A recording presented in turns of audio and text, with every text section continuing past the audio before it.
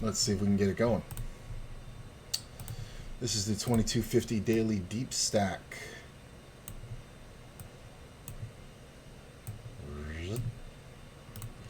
Looks good, looks good.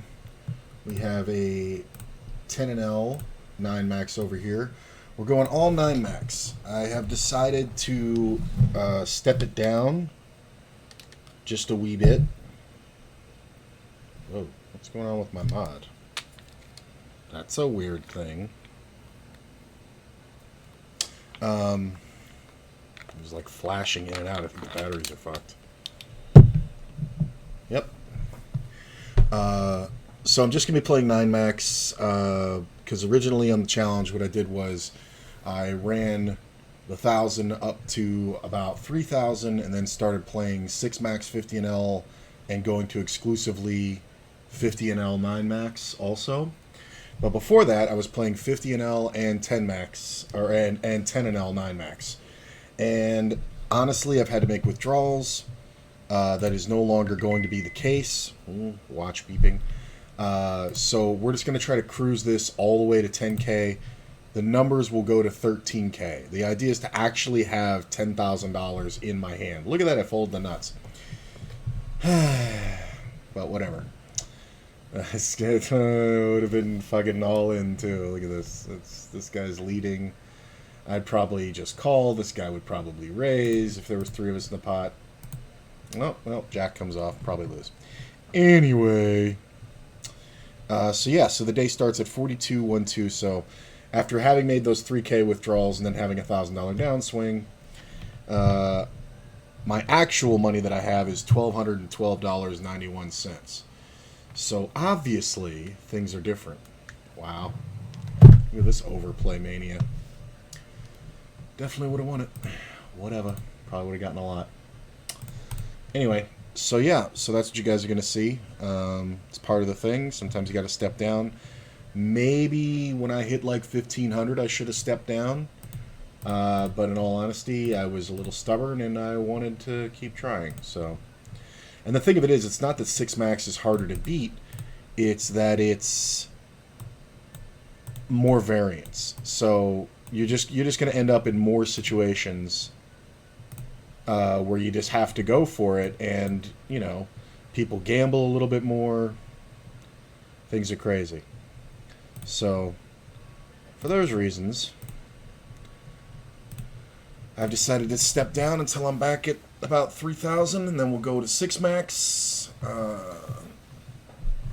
50NL again, and hopefully be fully immersed and on our way back up. So I will say it really fucked with me having to make withdrawals, but you know, like, because it was the end. Like it was basically like I wasn't gonna have enough time to achieve the goals, but since then things have been changed, so I've got another 3 to 6 months to figure out this challenge. So yeah, and I've been doing pretty well. I was at like, I played a ton off stream because I had a super bad day on the 100th episode, and I dropped all the way down to like, I think I dropped down somewhere around 900, like 890, somewhere in there. So this number would have been 3,800. So it was about $300 downswing from that point, and I kind of was pissed off, and I was kind of like whatever. So I decided just to go ahead and play the 9 max only, playing 50NL and 10NL. And there are a bunch more tables. I'm on the waiting list. So there's not too much because it's during the day. There's 1 9 max 50NL, and then looks like 3 or 4 more 10NL. So like a day and a half ago, I just decided, you know what, I'm just going to, well, 2 days ago, I guess. I'm just going to go ahead and just play all 9 max, and I'm not going to stream for a minute. I want to see how different it is. And I found that I was playing the 9 max 50NL even more correctly, and I wasn't making some of those same mistakes, which stands to reason because I wasn't confusing myself with 6 max theory. So Maybe I can't play both at the same time. Maybe that's not a thing. I never used to really fuck with 6 max because the 9 max was more available.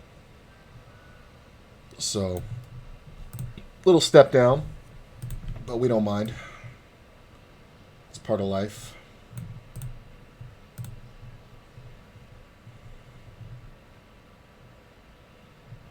We can make this a little smaller. I don't want to make the other one bigger. So we got 210 and L on a couple of streams here, or on a couple of spots here. I do like being more aggressive on the 10 and L than everybody else. I mean, if people are going to limp fold.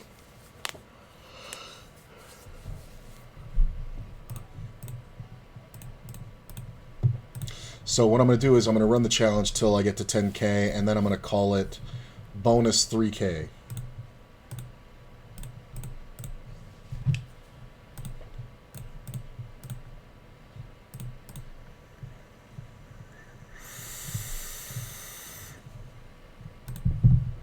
That's pretty good.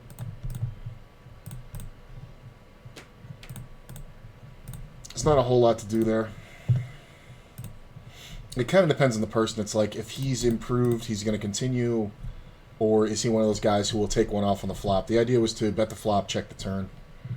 But without him calling the flop, we can't do that. But we'll take it. I still think it's better to bet than check there. Overall. Because I really just need like a face card to come off. But after I check the flop, like, what good is going to happen, you know? Like, let's say the queen comes off on the turn, right? So I check and he bets. Can I then check raise? I mean, is he going to feel good about that? Or can I lead the queen and he's going to feel good about it? So I think betting out is more profitable. This is kind of weird. I kind of really want to call this. If this was the 10 of clubs, I would call it. Because I think this is a guy overplaying a 10. Which would be very easy to beat. With an 8, 6, or 9. Well, kind of glad I folded now. So pairing the turn's probably the worst thing.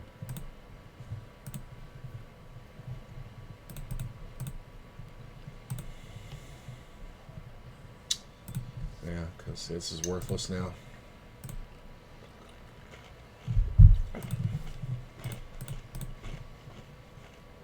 You see a micro bet in a jam. I mean, here's the if you're gonna c-bet, fucking c-bet. Like, all he did was goat that jam.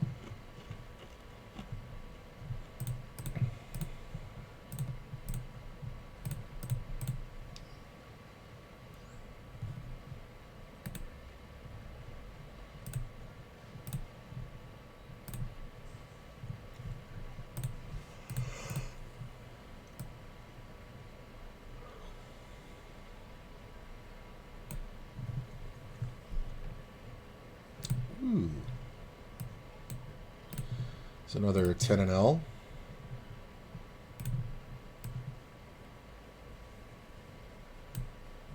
Make this a little smaller.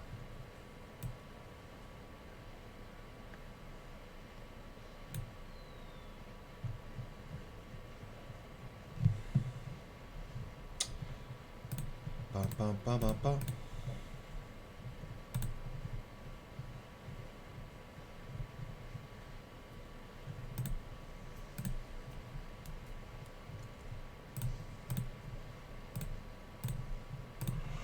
I think we can take a poke at this when we're checked too.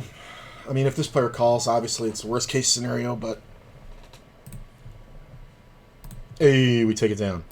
Limping first in bed at these stakes is going to work. It's just kind of the way it is.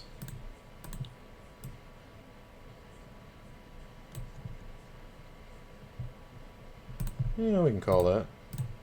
Pick up a gutty. This is usually like a shitty king or an okay 9. Like Jack 9 or, you know, Ace 9. Ooh, I like that card, though. So I think we'll be able to determine if we can get value right here. This is going to look like a bluff to a bad player.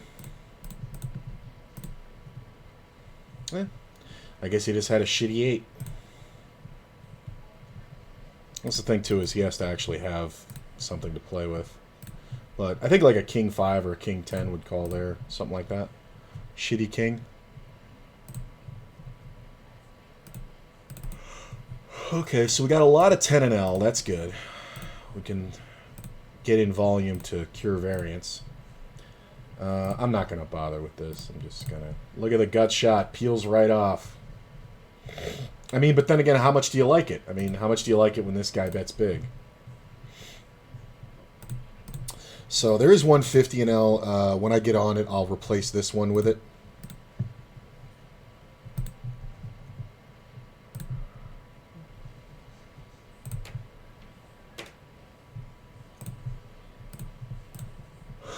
Nope. So you guys will only see 6 tables. But there might be as many as 8. But they'll be small. They'll be just off screen. Hey, what's up, DeBoss?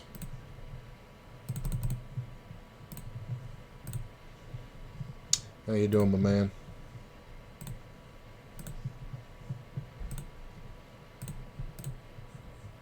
Always humbling to have to step down, but I kind of realized that, too, that as long as I can play enough games, I kind of don't give a shit how high I'm playing, right? Like, I was never one of those guys to get hung up on, well, I'm a fucking 50 NL player, I'm a 100 NL player. No, I'll just play everything.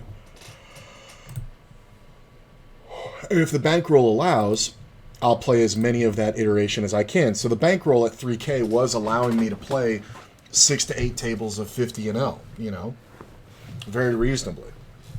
But obviously it's not there anymore, so we don't play less tables, we just play lower.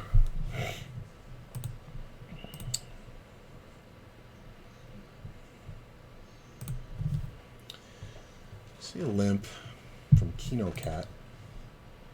I kind of like that raise. I didn't want to have to make the raise myself. I kind of like him raising when I'm in position, because obviously 9s are strong, but when we hit the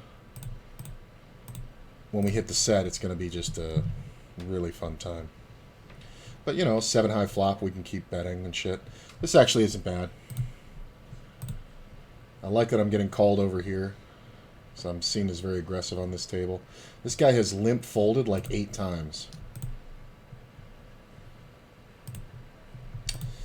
This player leading is kind of whatever. I'm going to take 1 off. I'm not really sure about the player behind. I'm going to bet this very small. Could have even gone smaller. The ace really sucks because I just got beat. Alright, I'm getting raised right out here, so I'm just going to let this go, let these guys battle. I'm going to check. The problem is the ace of diamonds being out there somewhere, I could definitely be beat now. Not like I couldn't have been beat here, but I could definitely be beat. Yeah. I think this is where the ace of diamonds lives usually, if not here. Statistically, it's not in my hand.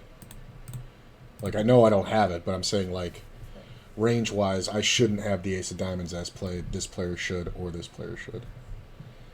I don't mind this. This player is pretty tight, so I think this is one of those ones where when we do score the 2 pair or the 3 of a kind, we kind of smash this guy. Maybe he's a 1 c-bet guy, but I kind of doubt he can fold an ace. I guess they didn't have an ace. Seems very, very tight, Poker Dust. He's limped a few times, and I've just made a simple raise. Like, he's limped in the cutoff, and or limped in the hijack, and I've raised in the cutoff, and he's just folded. Like, for a simple, you know, raise. Open ender and a shitty flush draw. Alright, make a shitty flush. I'm going to bet it. Like, there's not a lot for him to call me with, but why showdown, right? Like, and if he does call, great. Then we find out a little something about him.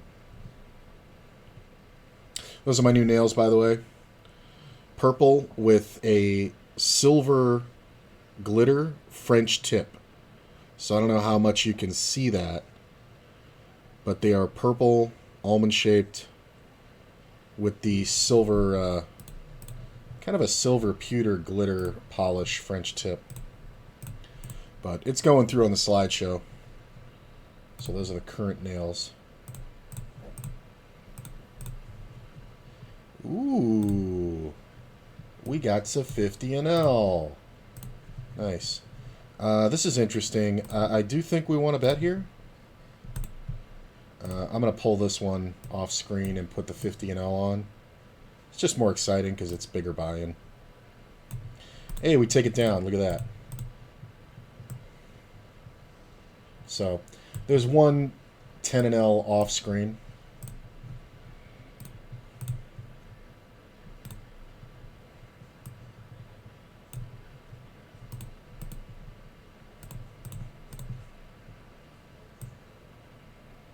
I did used to get hung up on it. When I was playing live, I would play 1-2, and this is back in the day.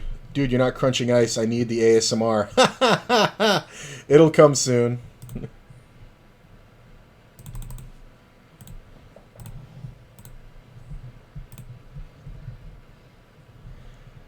I always end up crunching ice. What's up, Flashtone? There. How's that? I didn't even realize I was doing it. Okay, this could get sketchy. I'm going to bet it face value. Yeah. I think it's better to bet big there. Because we shouldn't be up against the king unless it's exactly king-queen. And even then, you're going to get 3-bet out of the blinds in the late position. But hands like king 10, we want to get at value from. We're never up against ace king. Hands like 8s and 10s that made sets, they're going to let us know right there. Because you make such a big bet, and somebody fucking raises you, they're like, oh, he's got something he likes. I'll just raise this set right now. And then you can just pitch the hand. But we definitely don't want to let any more clubs come off. So, big bet. It's just kind of a kill pot attempt. So, if anything interesting happens on this table that's just off screen, yeah, this one here, I'll pull it on screen. Or I'll show you the replay. I got rivered.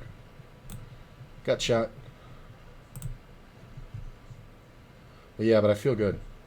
Funny enough, I had success at my 50 and L shots, but I still don't feel comfortable playing more than one table, so I stick to 10 and L mostly. Yeah, dude, that's the idea. And you saw how I did it is that I was playing 10 and L, right? We got to 1,000, and then I started adding 50 and L, but I just added one table, right? And then after I'd won a few hundred, dollars, a few buy-ins, then I added another table. And then it was like, okay, when I was at I think it took me till I was like at 1,500 because I was honestly still kind of not understanding the play and the players. Then I added a third. Actually, I added two more. I got to 4 at 1,500. And then at 2K, it was like, okay, we're looking for mostly 50 and L. And I was playing 8 tables pretty much at that time, usually 2 or 3 10 and L. And then when we got to 3K, it was just all 50 and L, which is a good progression. I actually went back and looked at my own VODs, and I was like, oh, shit, this is kind of a good method here. So I fucked up, I'll admit it. I had to withdraw. People talk about stepping down. They only talk about it in the context of when you're losing. They're like, if you're running bad and, you've hurt your bankroll or whatever like that, step down or whatever like that. But I didn't really run bad. I mean, yeah, I'm on like a $1,000 downswing, but that's 20 buy-ins. That's very easy to happen at any given time, and it wouldn't even be the first time, playing on stream that's happened. Look at this free roll.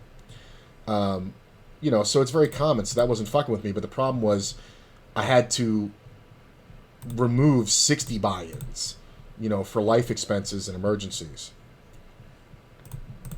So we won't be doing that anymore. And I've worked it out so that doesn't have to happen. Flush draw. Hey, friend of the stream, Eric, right there.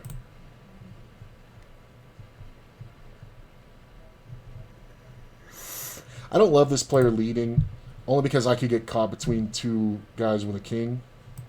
But we obviously aren't going to fold to the late position better. The river check, I don't think this is a good bluff spot. It was the ideal bluff spot. Ooh.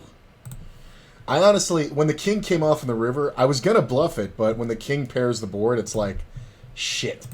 We're never going to get him off any kind of pair, but he just so happened to have the perfect hand for me to bluff. All right, we got a 7 here. So this player 3-bet and then leads full pot at this. Typically, this is the kind of thing that would be a moron move, but this is also over pairs at the lower levels. If I saw that at 50-0, I would honestly check raise that with the 7.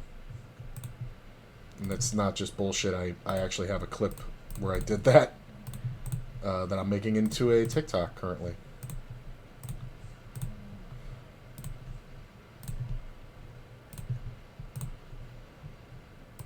Player calls. I think we are going to bet through. He should be raising at some frequency here. Yeah. Okay. When I know the concept of what happens when he makes his hand, either a set or a straight, and then I don't even get to finish the sentence, we can actually give it to him. All good though. So I think I'm on every 9 max right now, 10 and L or higher. Now, there's one more 50-0 that's trying to start, but it doesn't look like it's going to go. I'll sit down when there's 6. There's only like 3 there now.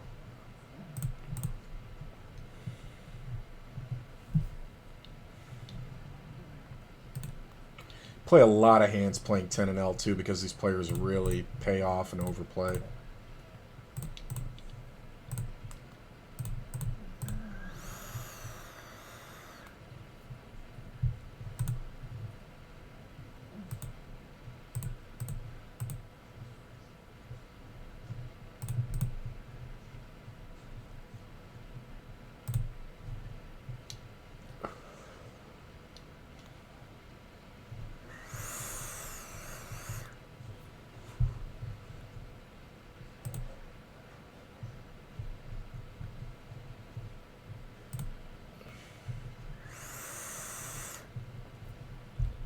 I'm going to go ahead and 3-bet credible here.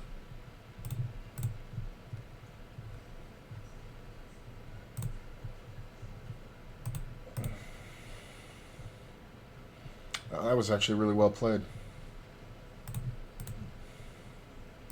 Those aces. So we saw a small open and then a 3-bet. Credible only does this usually with big pairs, so it's not advisable, but I'm going to call it because he's just going to smack it when I hit the set, and we're just going to get paid off. The queens are kind of... I wish it was only 1 queen, because 2 queens, it's like... 1 queen, he could be afraid I'd have queens here when he has kings or aces, but 2 queens, I don't really think it's too much. I don't love it, but I do think I have to call. I'm not going to call a jam on this turn, because he's always going to check. I'm going to check the river. That's a great run out for him to jam kings or aces now.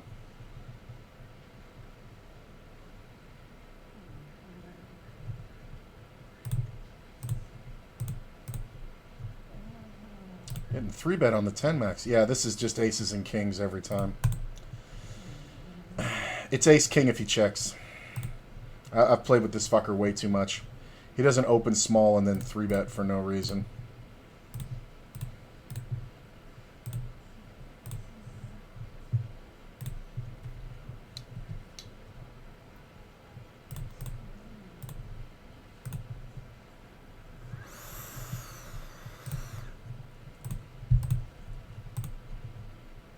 It's not bad. It's not ideal, but it's not bad.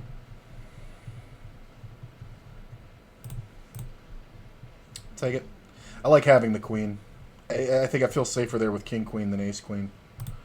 Just because... Or not ace-queen, but ace-king. Just because ace-queen's much more likely to be out there when I have ace-king and that flop comes off. But when I have king-queen, I'm removing a queen from the pile. It's better than removing an ace. There are a lot of 2-pair combos, but I think they let me know pretty quick. Dun, dun, dun, dun, dun. You are charging a good amount, but I still like it. 3 or an 8 dealer.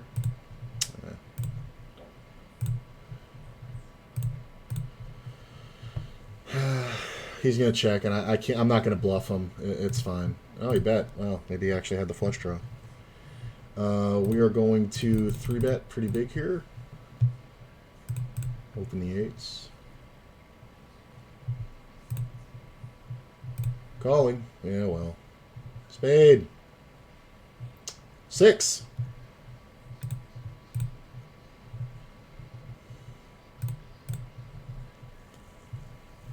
I mean, I know it's 10 and L, and that likelihood is very high, but people also do it 10s plus. So what are you gonna do? Like when we 3-bet and get jammed on, but ace king suited, I'm never folding. I don't care. Like, it's just not a good idea. I'm gonna go ahead and bet here. I don't mind this. This isn't too bad. Player calls. Check. I'm gonna go ahead and bet value here. We're going to go a little bit bigger here. This player could definitely have an ace, but I think we'll find out about it right now if he does. I think we have to bet 3 times most cases. He can have king jack, 10 jack. Queen jack is a thing. Look at this. I got check min raised.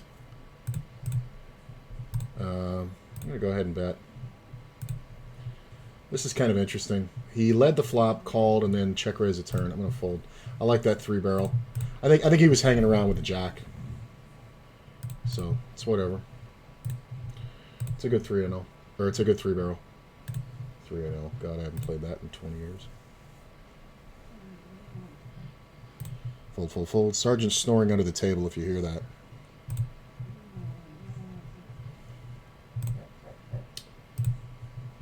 Ooh, that's not a bad flop. I'm not going to bother with this. I'm going to go ahead and bet.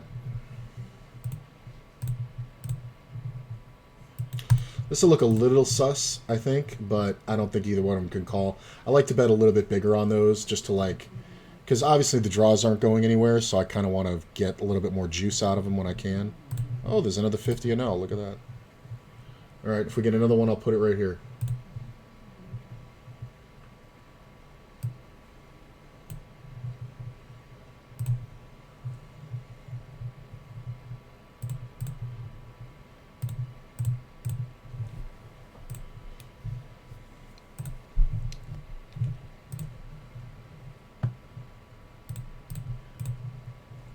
Very tempting, but no thank you. Only because there should be a re-raise in here somewhere.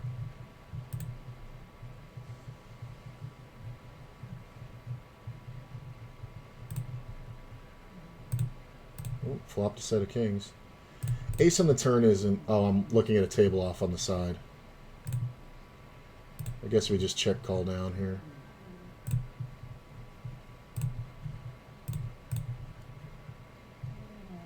I mean, king, queen.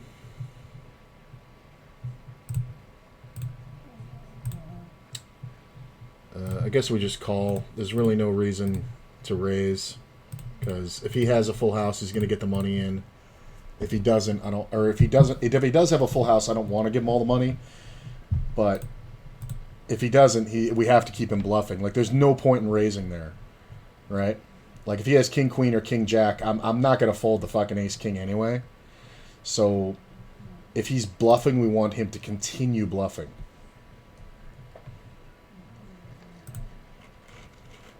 It's a nice little pot.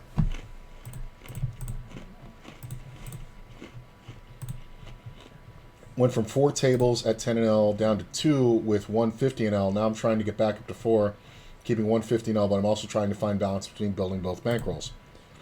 Smart. I mean, it is difficult, but honestly, I think if you... Because poker doesn't swing that hard. Like, there's a big difference between 50 and L and 100 and L, but there's not a lot of difference between 10 and L, 20 and L, and 50 and L. The real difference is you'll see more aggressive plays at 50 and L, but you're pretty much getting paid off the same way. So I would say it would probably do your game, the 50 and L game, good to be playing it as exactly as you do 10 and L. I think we can keep betting here. There's a lot of 9s out there that just draw. Check down. 6s.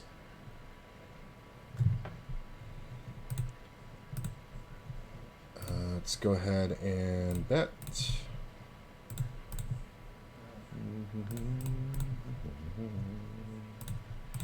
Player calls. I do make the straight. I'm just going to bet small. I'm kind of hoping he has an ace more than he has the flush, obviously. I think if you have the flush, I don't know if you raise right here. All right, now that sucks because he could have king-queen for sure. But I think we have to check. But I think a lot of times we just lost value to an ace. So I'll find out in a minute here. Ace-9. Yeah, I think we could have gotten more value out of that because it would have seemed like a chop. Oh, well. Oh, well. I mean, it can't be perfect, right? Just got to recognize it. I just didn't realize how loose this guy was playing. So, I'm getting raised here when I have top pair. I don't know if I love this. There's a small raise, too. He's going to jam river. Wow. Okay. Look at this. Same board again. A little bit different, so the ace should hit the turn, right? Just 3-bet the queens. Ooh, that's not an ace.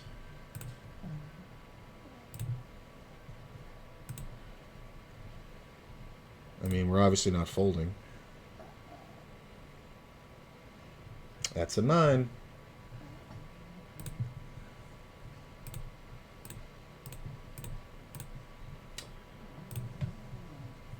Yeah, I don't think he had much. He's not reading me for 10 jack and folding a queen, right? I just don't think he even had a king, really.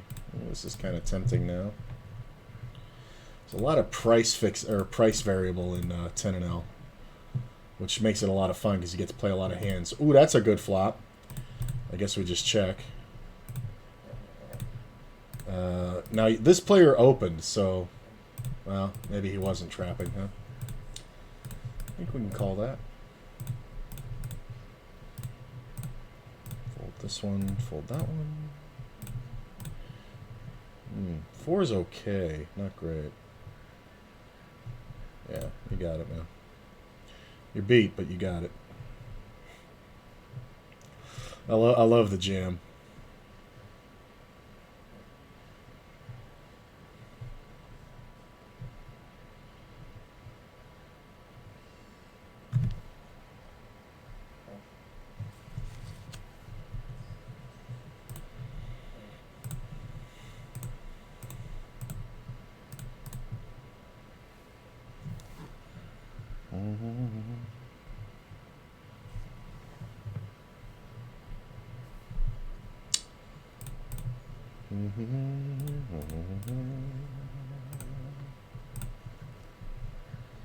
So limp and a raise. I think I definitely want to call this one. I don't want to 3-bet it because I'm not sure what's going on here.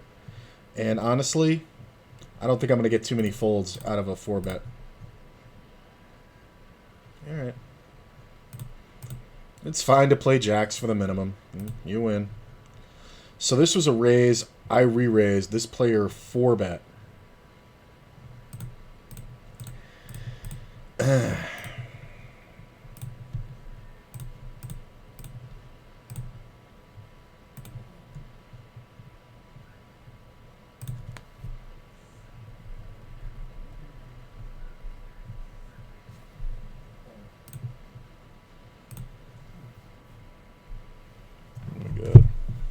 Getting the worst messages.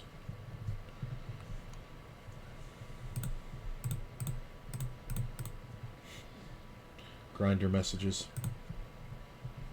What are you looking for? I don't know. Why don't you read my profile? They ask that because they know that it's not them.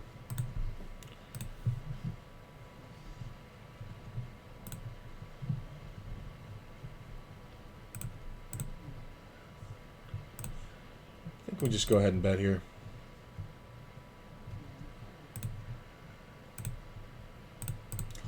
Player calls. I think we want to check and let a non-club roll off. He can have a 9 for sure. I think if he leads, I got to give it up. Yeah, you got it, man. Yeah, I think the 9 got there. I probably should have bet the turn, but hard to tell.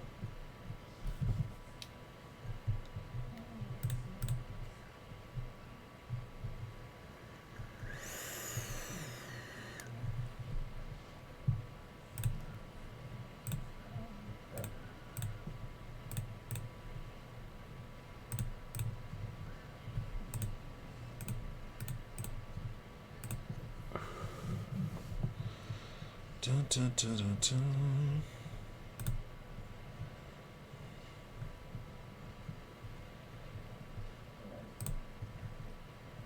Like, I know stepping down is the right move because since I've been playing in this manner, playing 10 and Ls again and 50 and L, I've felt very comfortable. Oh, hang on.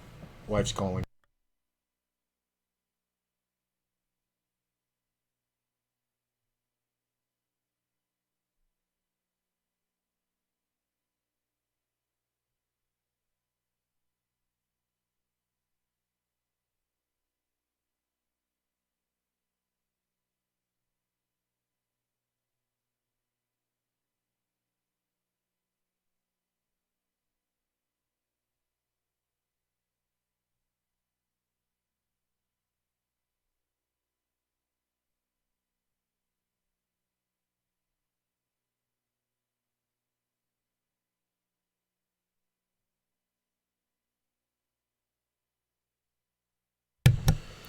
My wife's best friend, big friend of the family, left her keys, so she needs to come by.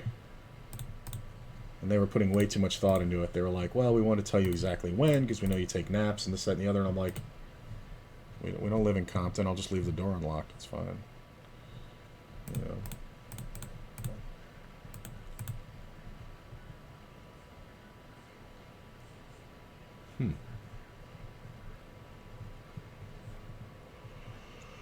Oh, I'm at the bottom of the list for this other 50 and L. I guess I could play 150 and L and 10 and L on the main bankroll, and then 220 and L on the live bankroll. Just play my game across the board. That's really what you should do, because the idea is you're not going to make wild adjustments in your game until you see reason to. So, yeah, when you get to 100 NL, 50 NL does play a touch different, but I know you're playing on the other site, which is really much softer, so it probably plays very true, like 20 NL and 10 NL. So until you get into like higher level shit, like I wouldn't worry about it. If you're mixing limits, I really wouldn't worry about it. Like just play your game straight up and see how it stacks. And if you can keep track, you can go, okay, well, I did better at 20 and L than 10 and L. Why was that? Did I just run bad? And you might see a flaw that you're paying off too easily at 10 and L. You know what I'm saying? Or 50 and L or whatever level. Like it's usually a good indicator of what you're doing wrong and right. Some people it's like they don't take bets seriously if they're too small, but you got to realize it's about blinds. It's like how many blinds are you playing for?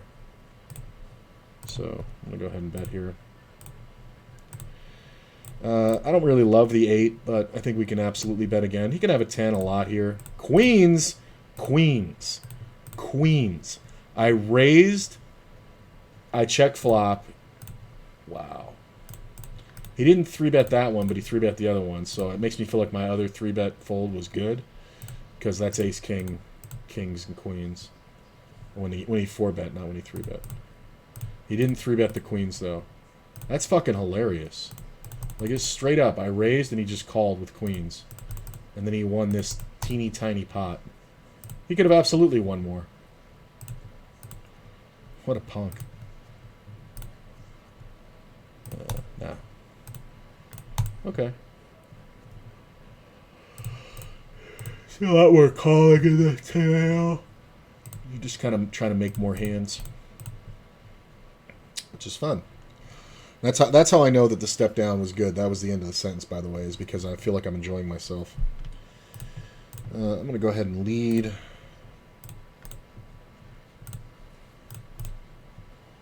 I don't mind leading the jack. See a call. I'm going to check.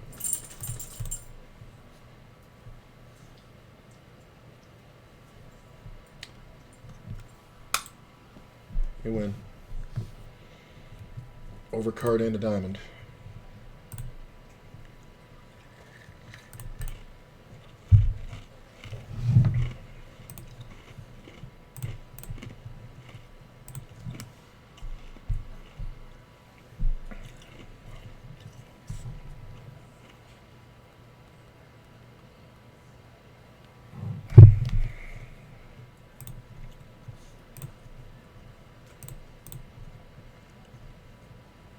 Nah.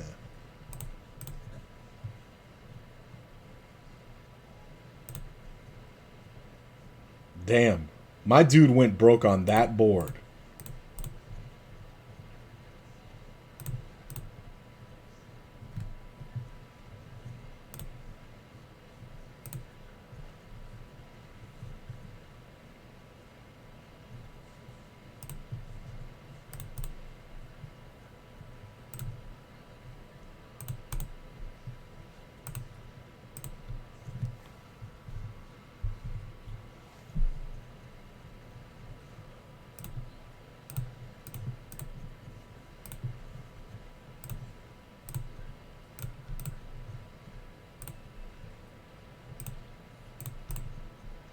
Wow. This table is just off screen. I really wish you guys had seen it.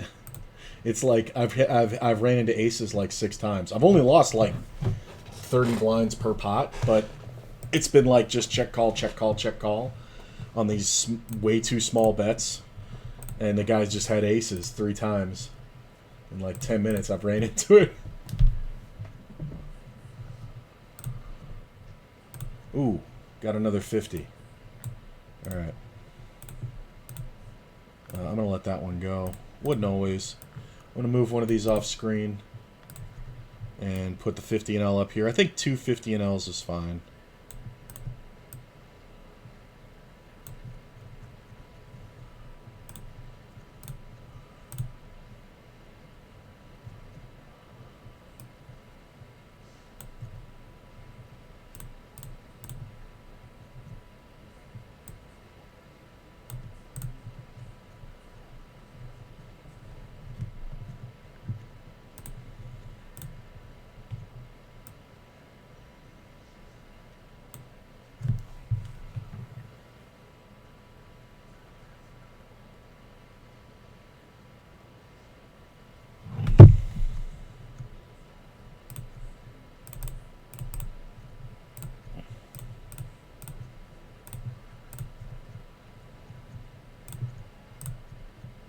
So these two on the right, on the bottom here, these are 50 and 0.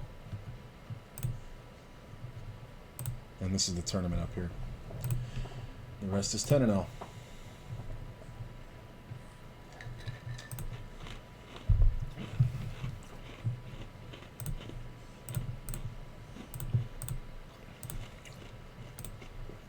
You know, DeBoss, you could also put in sessions.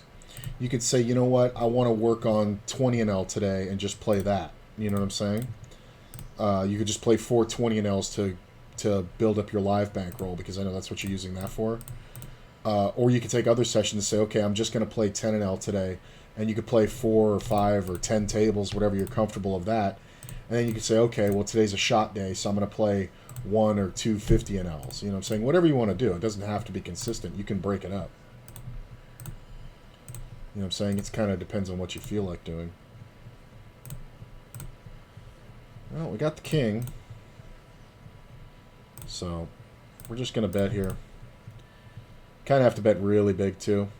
There's only one combo of ace-3. So, I don't mind betting because we're trying to get called by a king-queen. And we have to charge heart draws, obviously.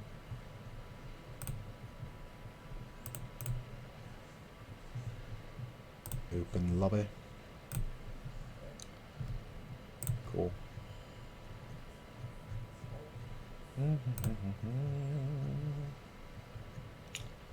No, thank you. It's a bad bet.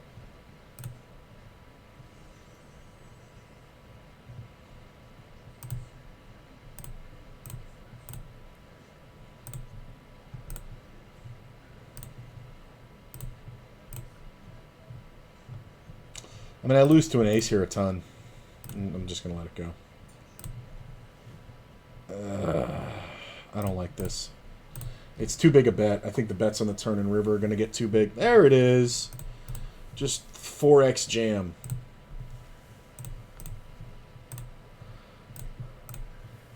That's why you fold the flop to the suspiciously large bet. That's interesting. Call with top pair, pick up the open ender. Ace on the river is like a death nail. Well, that's pretty good too. I'm just going to bet. I don't know if he ever has much. It's not going to fold a pair.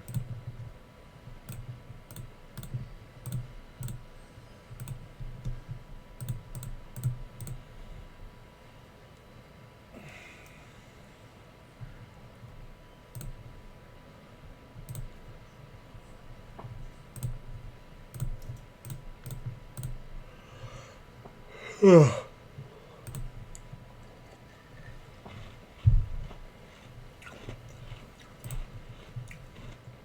another one. Jesus.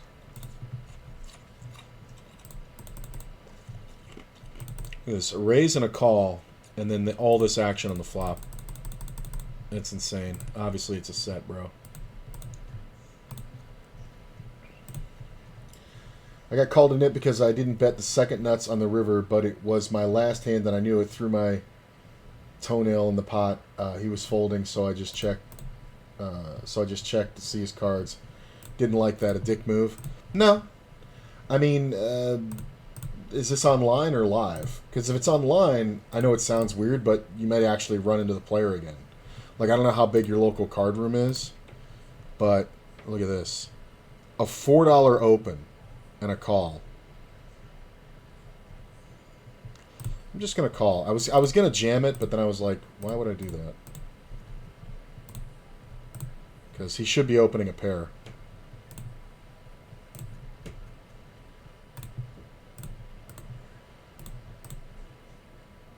Yeah, I'm gonna fold now.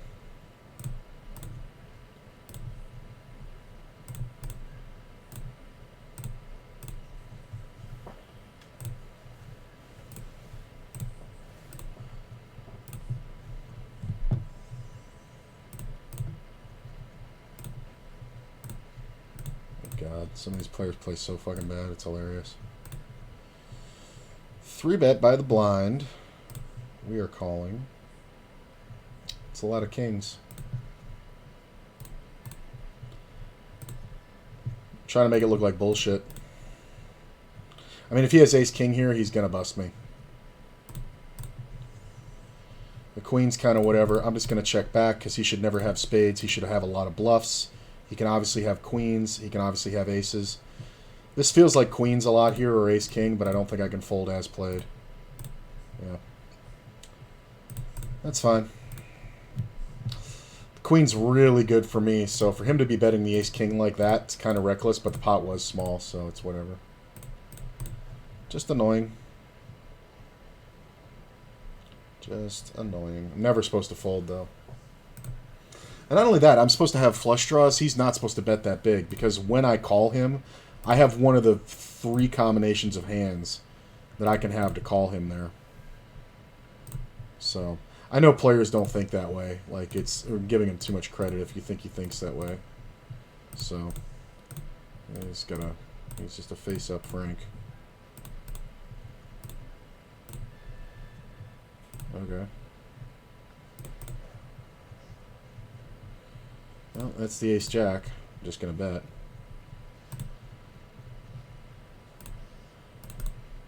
Trying to look like I'm full of shit.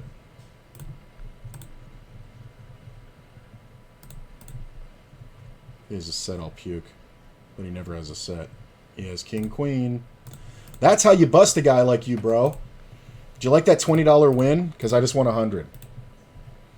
That $20 river bet was awesome. Look at this. It's just like he just never has a 10. He's usually got he's usually going to think I have a flush draw. So like if I have the ace king off with the ace of spades, this is how the book says you would play it. I would never play it that way on this. That was a nice little pickup there, a little $50 pickup. So what'd you get from me the previous hand? The previous hand you got $22 from me, so I got $50 from you, so that's fair. I think that's fair. That's the idea. When you make the nuts, you've got to win the maximum. When you have your opponent coolered, you got to win the maximum. When your opponent has you coolered, you got to lose the minimum. That's the goal. That's really where you make your money, is on the coolers. But it's also where you can lose all your money. So I think taking that aggressive line, like once he calls the flop, it's like, oh, okay, this is over. Because he never has kings and queens. The best hand he's going to have there ever is king 10, but he would have raised that at some point. He's not just going to check call with 2 pair on the flop and turn with king 10. And what is he going to have, quad 10s? Really, quad 10s is the only reasonable hand that can beat me on that river. So I thought we were chopping a lot since he called so quick, but I guess he played worse than I thought. Because he should have taken a second. Like, I opened and then just kept fucking betting. And it's like, yeah, you have king, queen, so you have removal to kings and queens. But I can have kings, queens, tens. I mean, I guess I can also have aces that beat you, right? Because he has king, queen, and the river counterfeited is 2 pairs, so I can have aces for sure. I would play aces that way for sure, for sure. For sure, for sure.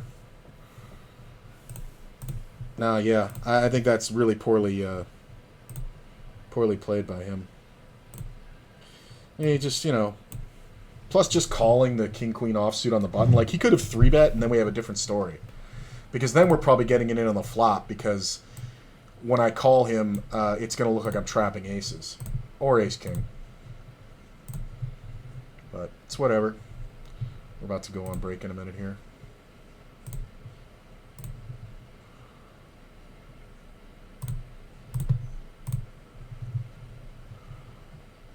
Bet.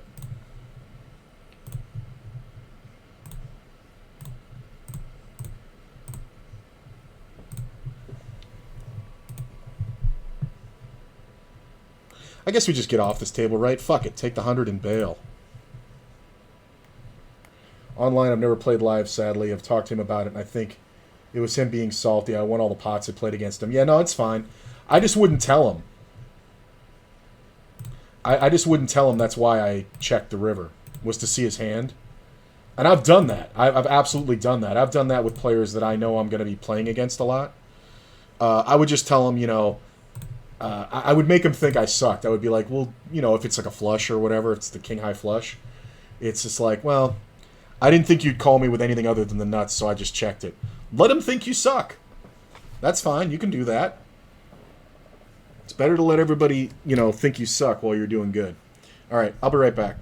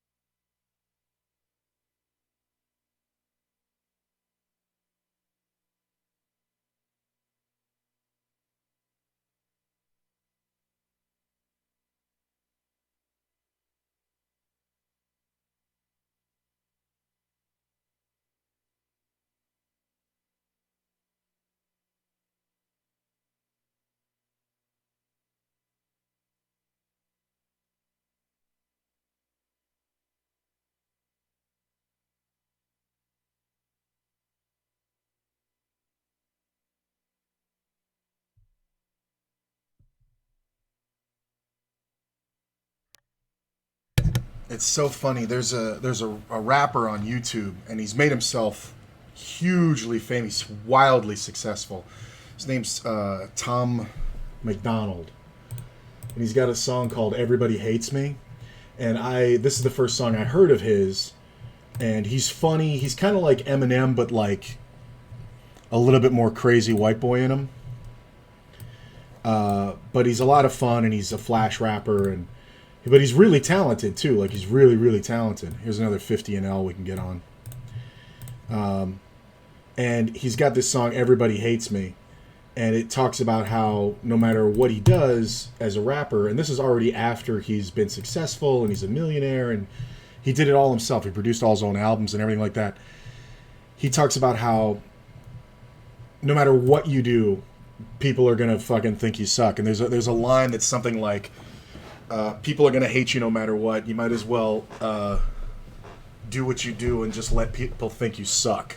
And I never resonated more with a line like that in my life, because that was always, especially playing live, people just thought I sucked. Like they were just like, you know, "Oh, you're the worst fucking player," like that. I'd be like, "Yeah, I'm the luckiest guy alive, man. I'm the luckiest guy alive." And I would just, you know, stacking and stacking, you know. I do play 10-L when I want to grind a lot of hands, but not really focus too much. Take 15-L shots when I feel good about my game and I'm in the right mind space. Play 20-L when I want to splash a bit and the games are soft. End up stacking people over the hands played. All good, man, but I think you should strive to play every hand of poker equally as seriously. Like, yes, there's different factors to every limit that you can adjust for, but 10-L's worth it, man. If you're walking down the street and found $10, you'd pick it up, right? This is something that I was trying to explain when I was doing the 100-L to 1,000. It's like if you're walking down the street and you saw a $10 bill, you would bend over and pick it up. That's the fact of the matter.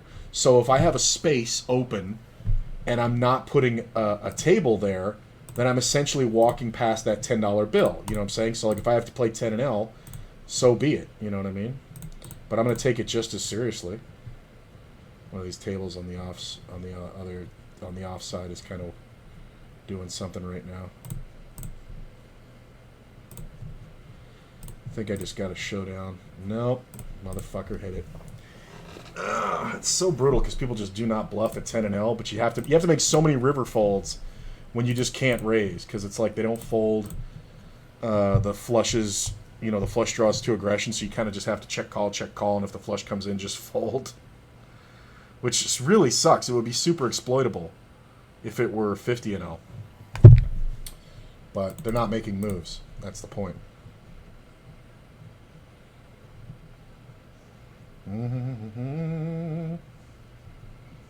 Okay. Hey, ace 10, ace 10. Miss. I got an ace 10 on a side table, too. No, it's an ace 4. Never mind. I thought it was ace 10. I guess we just check here.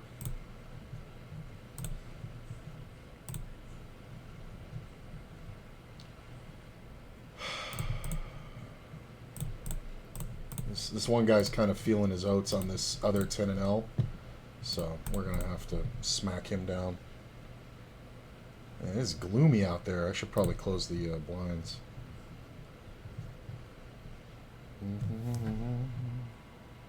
No phone. I don't want to play Diablo. A 3-max. I'm going to 3-bet.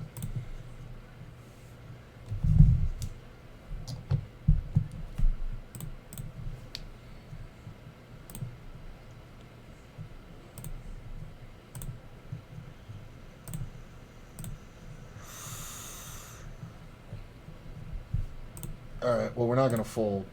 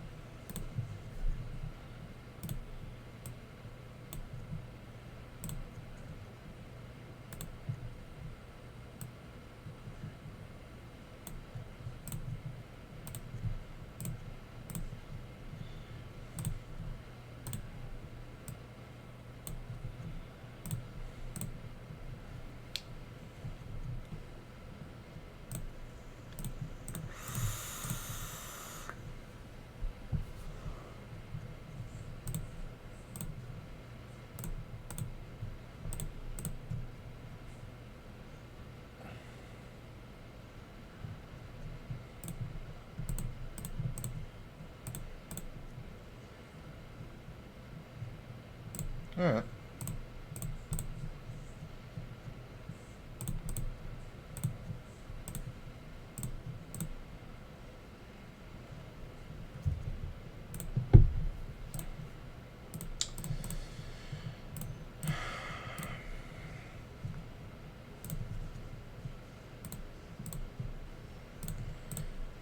I'm not 100% of what that is.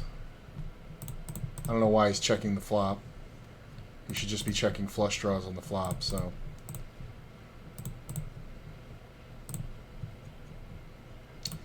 Flop to set down here.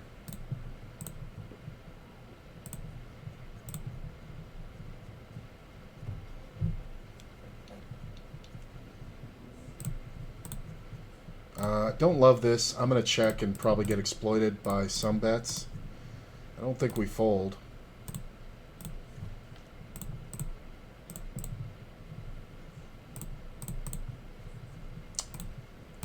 God damn it, he did hit the ace-king.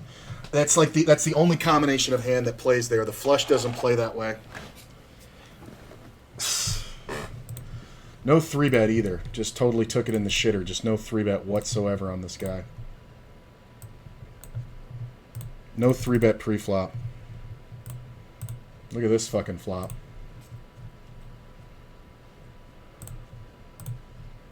Oh, that is frustrating. Because if another diamond comes off, I don't lose a fucking nickel. But of course he has to spike the gut shot, right? It's brutal. I guess we just overbet this.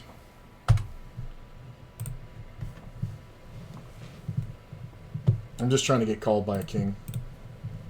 I don't think I'm folding here, even if I get raised. Because my hand looks like bullshit. This is kind of weird. I don't like it out of position. I'm not going to 4-bet.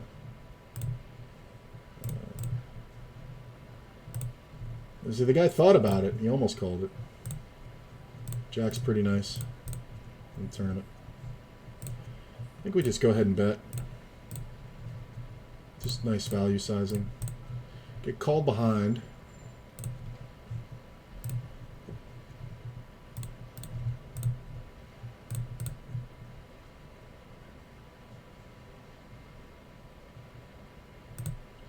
Don't love the 8. It can make some 2 pairs. It can also make 9-10, but I don't think we have many other moves.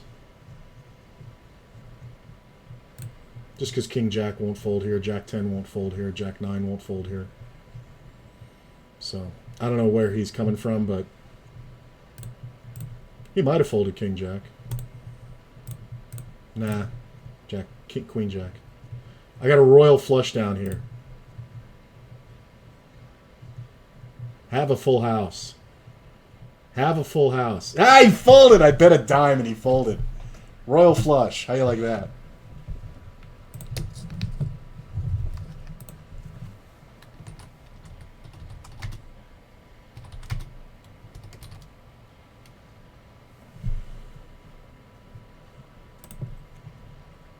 I think that's the first royal flush we've captured on stream. I think it's only like my 3rd one of my life. The other 2 I flopped. One of them in a tournament, if I remember correctly. I think that was the only one I ever got really paid on. No.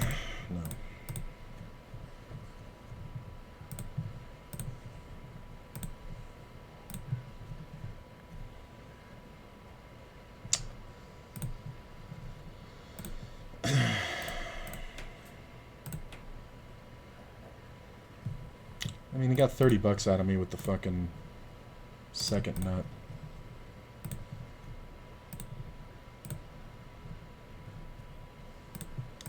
On that set, so not a bad idea. Not a bad play.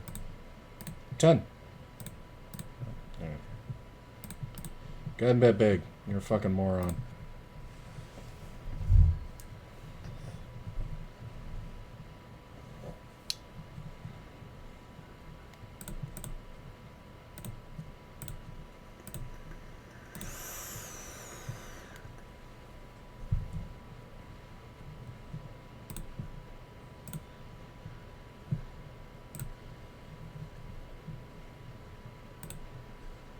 Ugh. Ooh, I hit a set on the turn.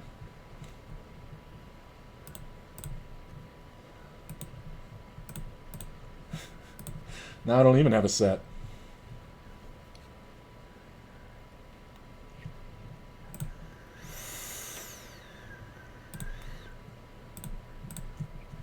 I'm not gonna bother.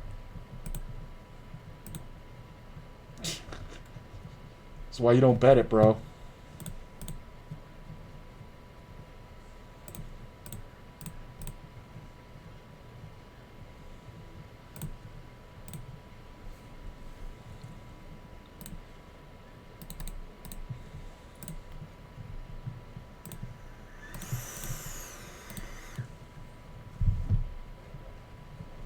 Cold call.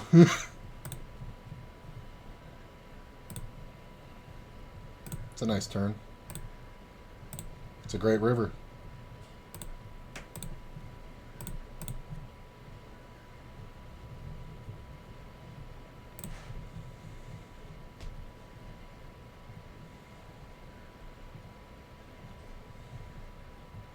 That's fair. I should be serious about it because there's money to be made. Probably a lot left out there because of being lazy or distracted. Yeah, I had to go through that in my life. Where you realize you're not taking it seriously. You see it a lot with live people who are like, "Oh, I'm a 20 and L, or I'm a 10-20 player, but I'm just waiting for a seat at the 10-20. I'm over here at this 1-3," and then you watch them lose like $2,000 playing 1-3 because they're not taking it seriously.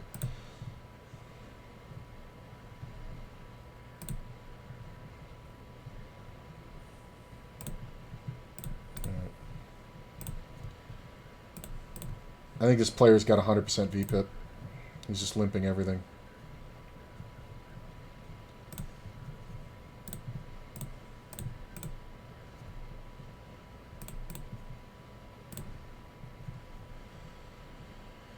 BBZ Pokers are running promotion for their River Simplification course, roughly 40% off. Tempted. I mean, I don't know much about them. I don't know much about them, so I can't really say. But why not? You know, if it's good value. Like I say though, I like Jonathan Little's site, but you know you're gonna have to study from everywhere, and if you find a course that seems intriguing, go for it.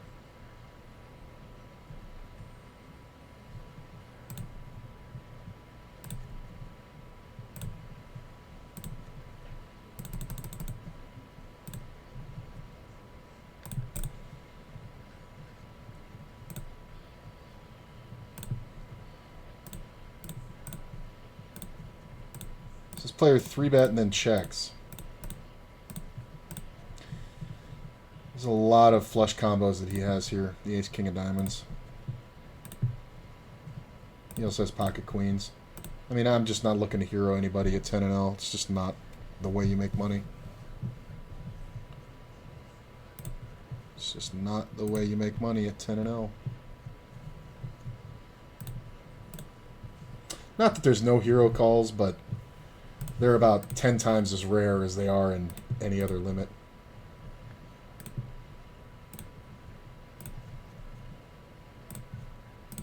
I thought this table was going to die, but I guess not.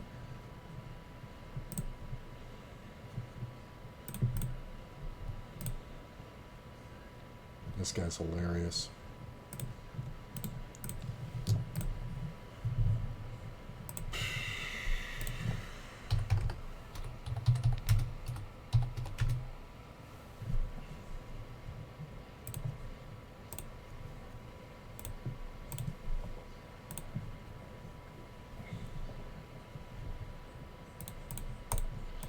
Like there's some adjustments, like the 10 and L, I'm opening up more pocket pairs. You know, like normally I'm not opening anything below 7s here on 50 and L, just as you're going to get stacked too often by another set. But I think at 10 and L it's worth it because you get paid off more by top pair. Oh, we might have a gamble spot over here. 8-16-32, so if this other player calls, I'm going to call with a Queen 10 on a King Jack 4 board. Because it went 15-cent bet, I called, this guy jammed $10. I know he's overly aggressive, but obviously I have to hit straight, so go ahead and raise there.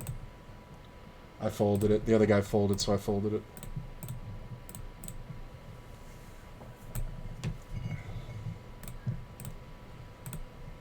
Check.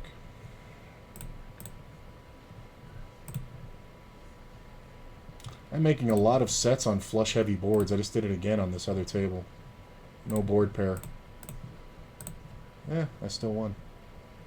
I'll check.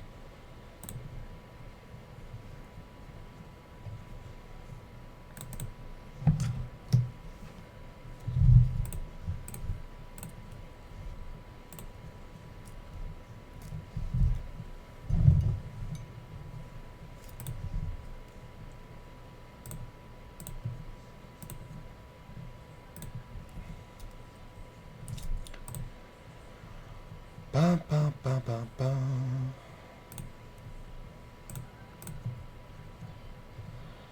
I mean, this is just... I think we have to try to ISO this fish. I mean... He might just jam anything. So if he jams, I'm calling. I know it seems weird, but I have 2 overs and a gut shot, and he's going to do this with any pair. Thank you. Didn't even have to think about it. Knew my answer before he did it. He's just going to do it with every pair. Like, I was expecting him to roll over a pair of 9s, or like an ace-9, or maybe like a 10-jack or something like that. But it's just the math is mathing, bro. I don't know what to tell you. So, snap call. It's almost like I knew exactly what you were doing. But versus one pair, I have way too many outs.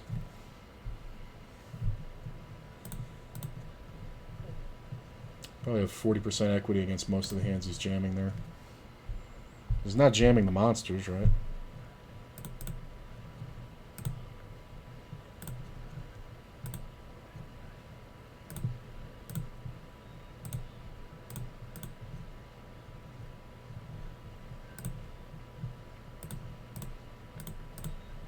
Don't love it, but I love that flop. I was going to say I don't love it, but there are times you have to call here because of shit that can happen.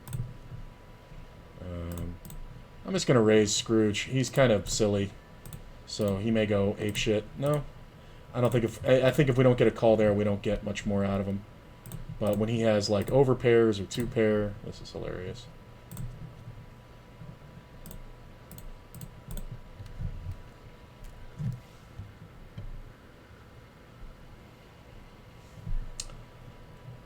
Let's go ahead and bet. Get called. I'll check this one.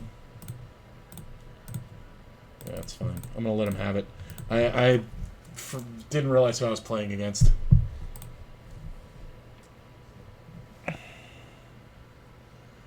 Did not realize who I was playing against.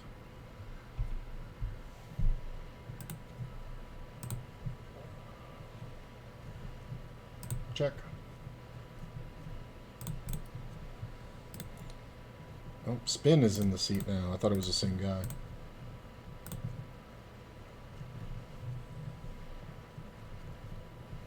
How come I moved down to 10 and L? Because I had to make withdrawals to pay for some emergency stuff. So my bankroll got set back by $3,000. So that number you see, it's actually $3,000 less. It's about 1,200 now. So we jump down. We go to 100 NL when I'm at 5K. Yeah, that sucks. We go to 100 NL when I'm at 5K, and we go back to all 50 NL probably around 2,500. So as I go back up, like you'll see me add more 50 NLs, but I think I max out. I think I max out at 2 50 NLs until I'm at like 1,500, and then 4 at 2,000, and then whatchamacallit, and then when we get to 2,500, it's 5 or 6, and then from everything beyond that, it's all 50 NL.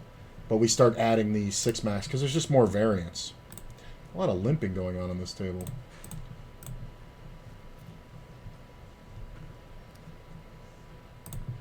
Like, I'm surprised. I haven't seen this much limping on a 50 and 0 in a while.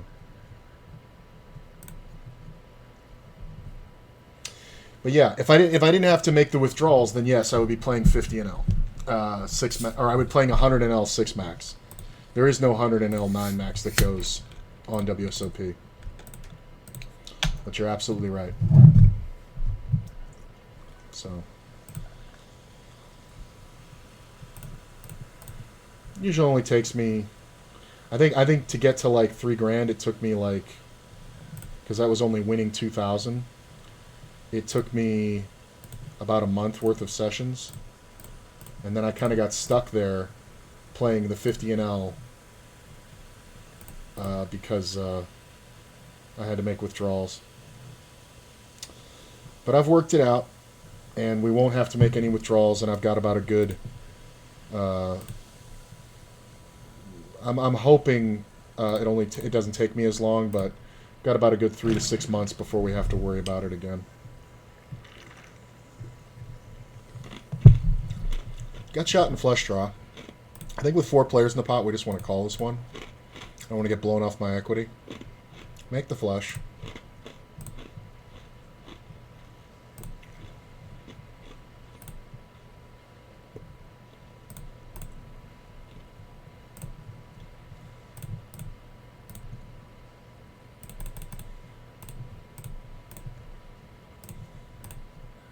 I don't see you folding a queen here. The river might have killed my action because I can have some straight combos, but I kind of doubt it. Yeah, I don't think he had a queen even. This is a funny hand. What did you have? King, queen. That's silly. I guess, right? I mean, it's 10 and 0. We have to open. Yeah, I like Jonathan Little and try to catch all his free content, especially the pre-flop charts, but premium is still out of your price range. You can get just a month of premium. I think it costs... Well, I don't want to speak out of turn, but I know it's not that expensive. I'm pretty sure you can get it for like $50 or so. But, you know, I'm currently on a training break because I'm basically studying my own stuff. But my Jonathan Little subscription ran out and my money got too low. So I'm currently not on the site either. But it'll take me about, well, when I make another withdrawal. So instead I've been picking individual courses. I think there are a lot of value from the ground up courses on Run It Once. All very good, reasonably priced. Yeah, no, I agree. I mean, that's the way to do it. If you got to piecemeal it out, just buy courses. I like the course thing that's come around. Like, it didn't used to be that way where you wouldn't you wouldn't have the option to play a course. You just, you know, to buy a course, you just had to have a membership. But, you know, Doug Polk's shit, you know, I think once you buy the course, you have access to it forever.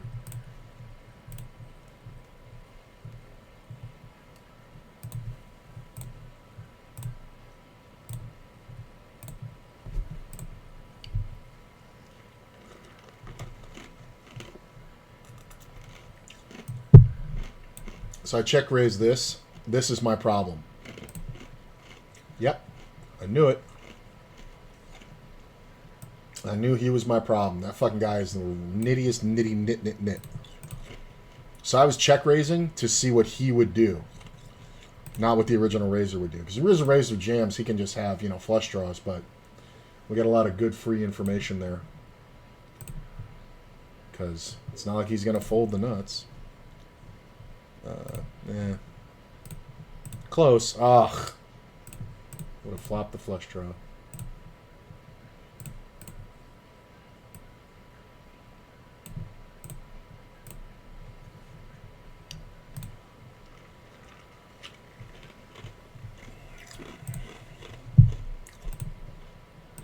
Look at this.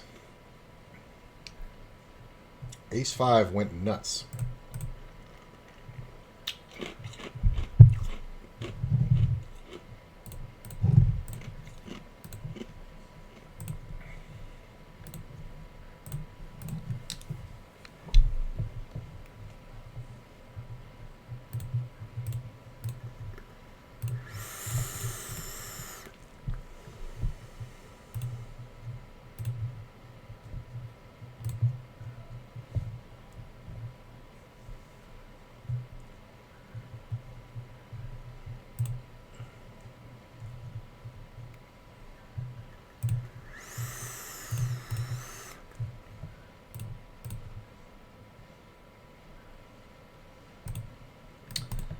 Only flopped one set today, and I got beat on it by a gut shot. Not great.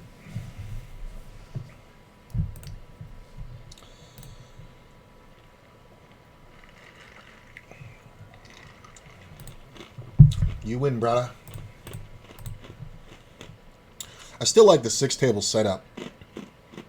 Like, I'm playing 2 more tables off on the side, but I kind of like the way this looks. So I'm going to stick with it.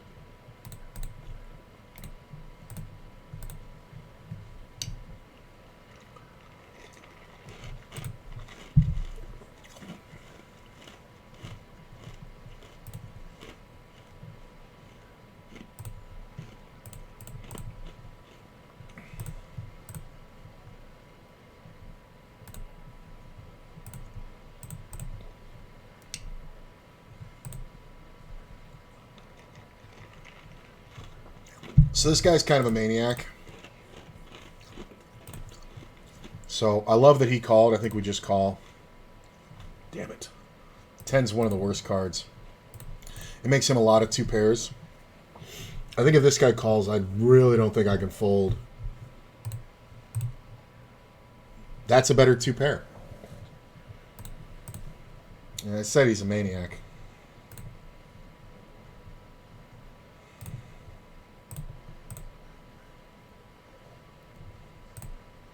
Gut shot.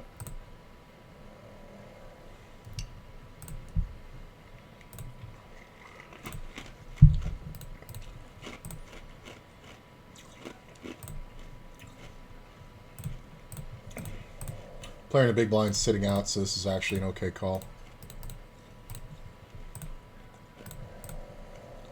Pick up the open ender.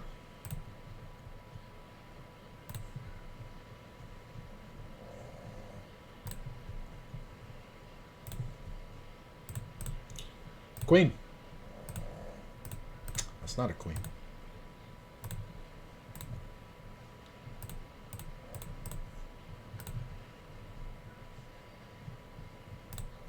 Ooh, look at this flop. So this is a limped pot, and we see a bet and a raise. I'm going to re-raise. I don't know if I love the ace. I love the 4. I love the heart. I'm not folding. This player's too short. He's going to have top pair a ton, even when he jams. Love the purple nails. Thanks. I really like him. That card kind of sucks a little. I guess we just put him in.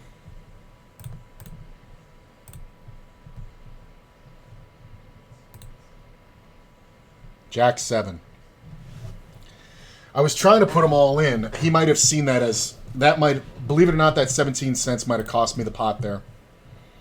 That might have really cost me the pot. Because people do that when they want to be able to fold and not show the hand. That might have cost me the pot. I was trying to put them all in, but I did it too quickly. Damn it.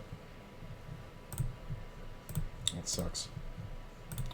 He had a gut shot, and that was and the top pair. That sucks. He was trying to give his money away. Yeah, I should have just jammed all in over the top. That really sucks. I really think that's what cost it to me.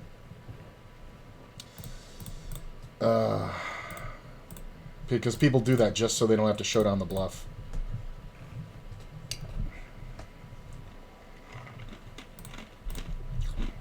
When he re-raises for the 17 cents, you just fold. Not like there's... I've seen people do it, but it's not like there's any hand you should ever fold there.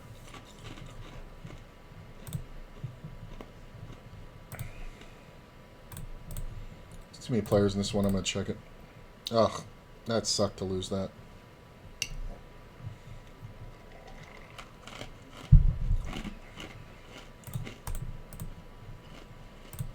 It's a good bet.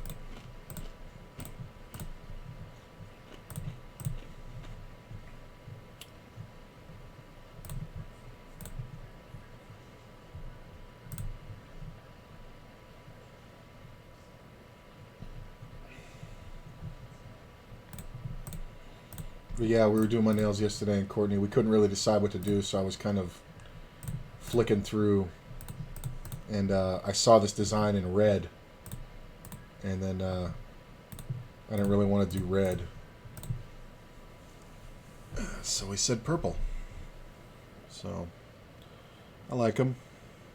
I don't know if you can. It's hard to see on there.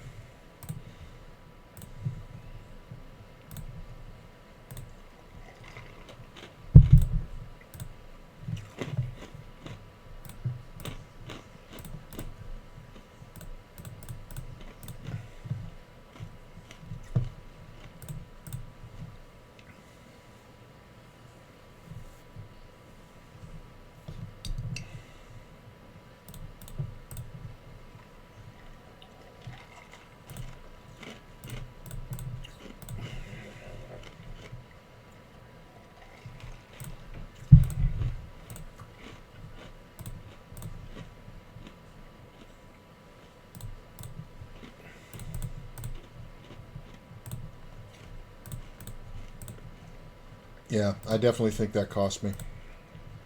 Damn it.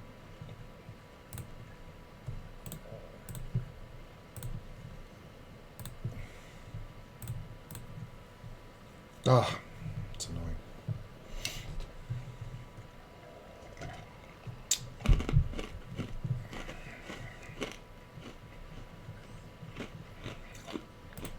Player's super base. I'll get my money back.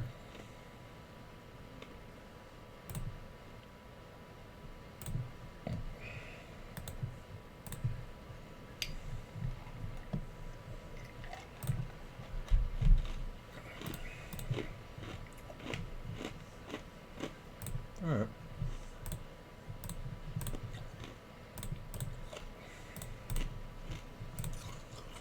Just got coolered King 9 versus Ace 9 on a Trip 9 flop. Since I'm currently taking regular aggressive shot at 50-0 on my main bankroll, which started at 500, I should do the same with the others as well. I'm at 440 now. Won't be long before that's 500. Yeah, I mean, it's a general, whatever your general philosophy is. All right, I'm racing this. I don't advise this in 10 and L, but that's why it's just such a higher percentage of aces. Ugh, it's so annoying. But he's just so short. It's like, how do I call? I don't know. My watch just came up with a Siri search. How do you fix a lawnmower?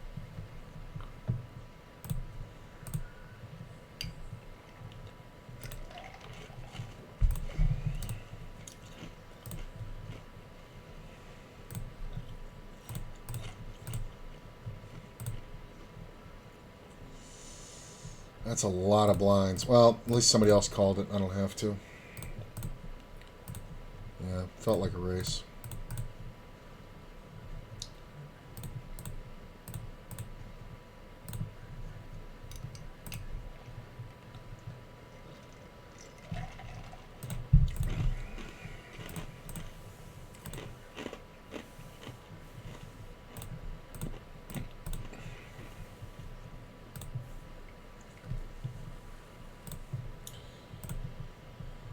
One of these tables on the side died.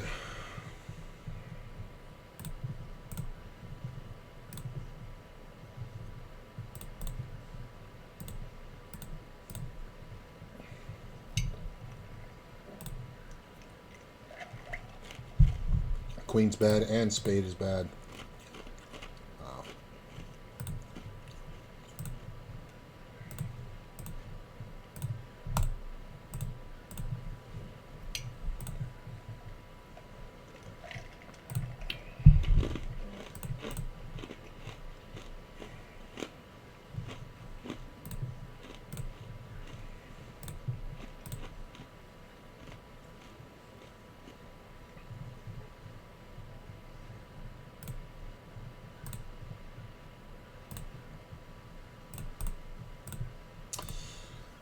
It's not. Well, that's the thing is he's not taking a full shot with the 500. You take like a 2 buy-in shot when you hit 500. You know what I mean? He's not shooting the whole thing. You know what I'm saying? And that's a standard practice to be able to move up. Is like Jonathan Little has a great video about it. It's in my faves. I think I've put it up before, but It's just called Jonathan Little, like, Bankroll Management. Just watch that, and he talks about how, like, when you get to a certain point, you want to start taking shots because it'll take you forever to get up to the highest levels. And if your goal is to move up, that's what you want to do. So let's say you're playing live, right? Let's say you're playing 1-2 live and you have a reasonable bankroll, right?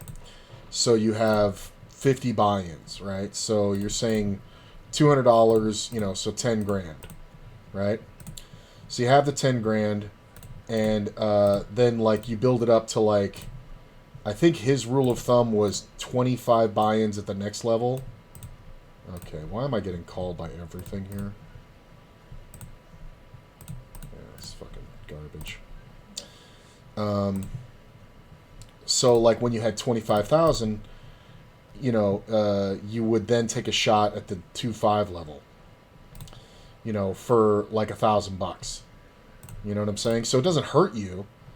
And if it goes well, then you don't have to move back down. You just kind of stay there and go up, and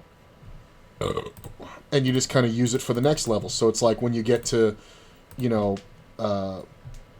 whatever it is, 50 buy-ins at that level, then you take another shot at the next one. You know what I'm saying?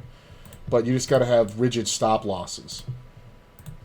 So he's not shooting the whole 500, man.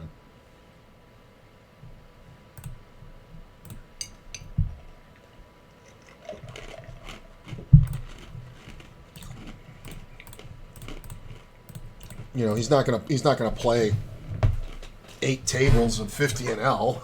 He's gonna play 1. And then I think if you lose 2 buy-ins, then you drop back down.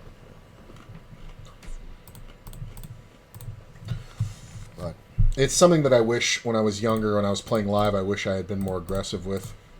Because it was just so hard because I was supporting myself playing 1-2.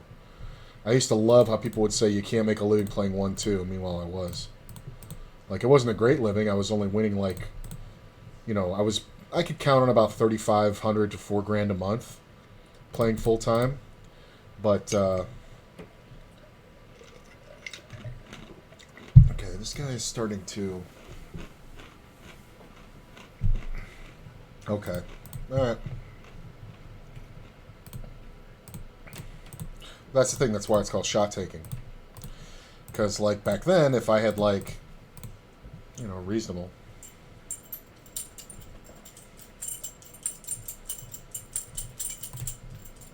Yeah, as long as you can maintain rigid stop losses, then you're good.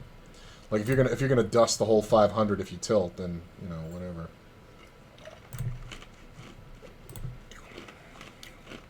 Can't do that. This can still be ace king or king queen, but it's rare. I feel like I'm the only one who bets properly on those boards when I hit the king. And if I have ace king, I'm gonna bet big on that flop and big on that river. For the exact reason of what's happening. When the guy has king jack or king queen, you want him to pay you.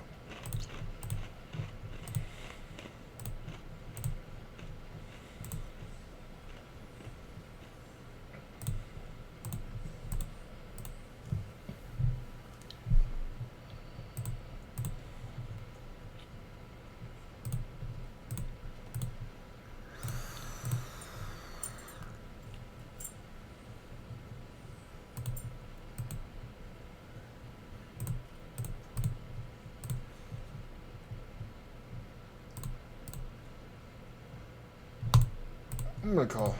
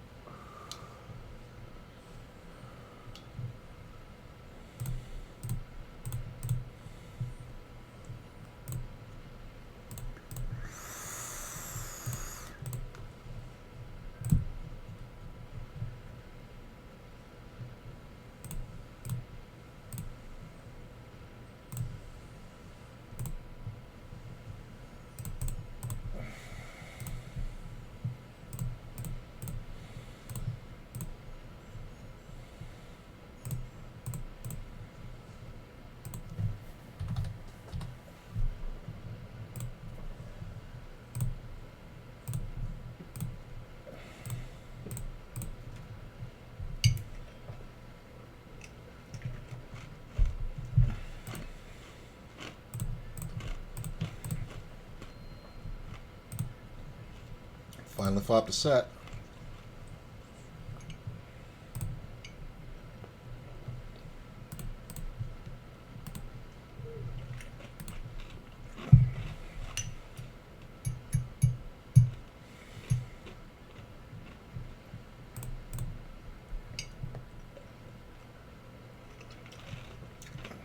Ten's a great card. Because we never get raised. We got paid by all two pairs. Wow, my man hit ace king.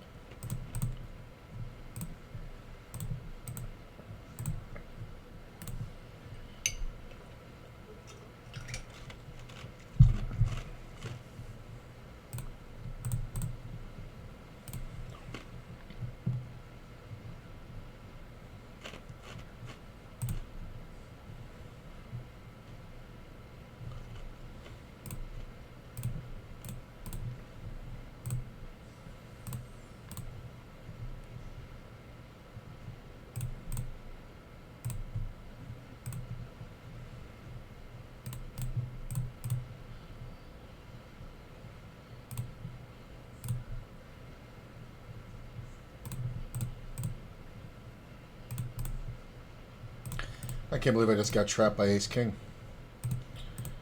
Player checkmate raised ace king on me on a king high flop.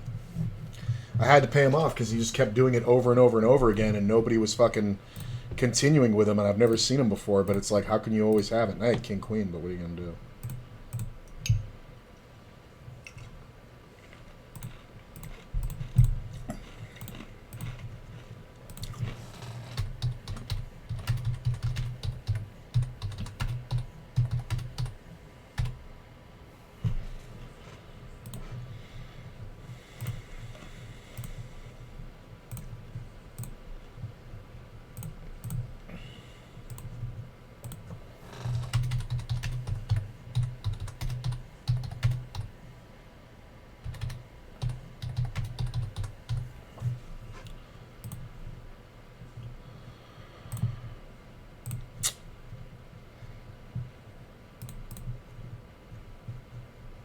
Jesus.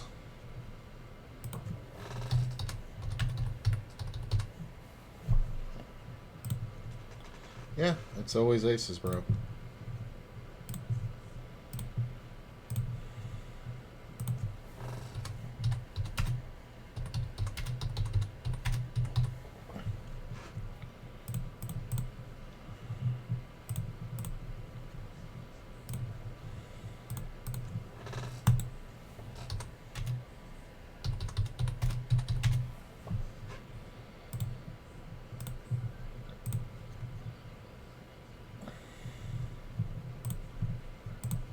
Love the ace.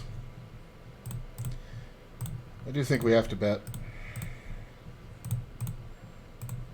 I think out of position in a tournament, I don't like checking this as much as I do playing cash. The ace in the turn isn't bad. I'm going to check. Sometimes he has a set here, but I don't think we're going to see bluffs. Or I don't think we're going to see, you know, too much bluffing. I have the king of diamonds. That should slow him down. So, yeah. We're going to see some bets with, like, 10s and 9s. You know, when I say we're not going to see much bluffing, I mean, you know, throughout the thing. He had queens. Okay, that makes sense.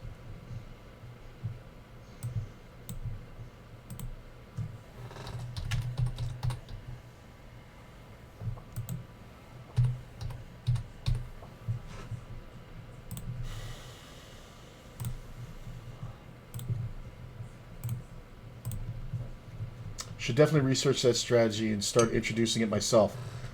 Chloroform, it's, hang on, I'll see if I can find it. Hang on. I'll bring up the video for you. It's honestly, there's a lot of theories about bankroll management. I tend to agree. It was a little bit enlightening. Like, there were some things I wasn't thinking about too much. But, I think this one little video by Jonathan Little kind of says it all. So let me find it for you here, man. I'll post it in chat. Let me see if I can find it. No, I think it's under my faves. I'm not sure. Hang on. I got hands here.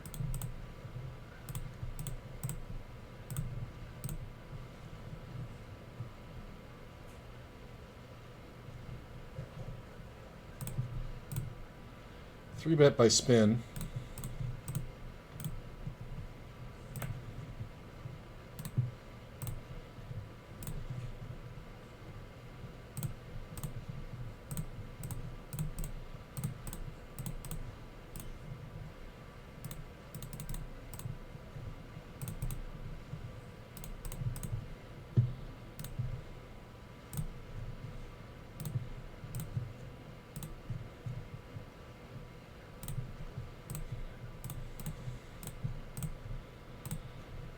Yep. Hang on, I'll find it.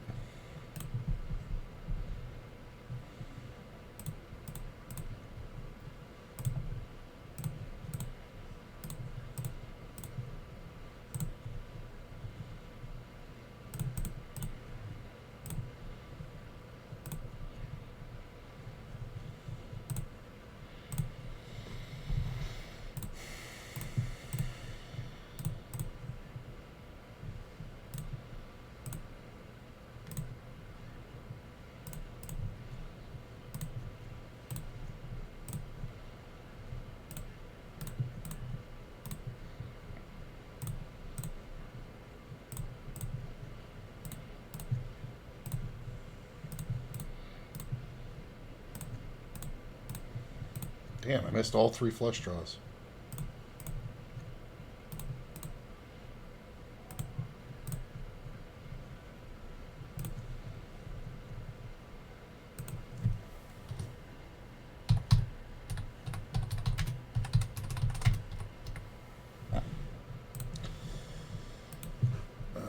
Make the set on the turn. Pretty awesome when you're barreling. Oh well. How to grow a bankroll to 100K. Yeah, I think this is it. This is the one where he talks about shot taking.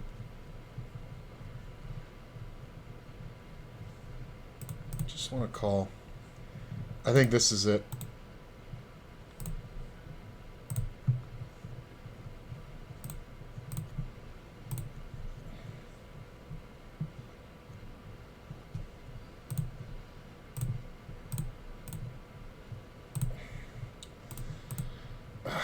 This jam sucks. Okay, thank you for rejamming. Nice. That is not a spot to jam king queen suited there. If he didn't rejam, I was going to have to.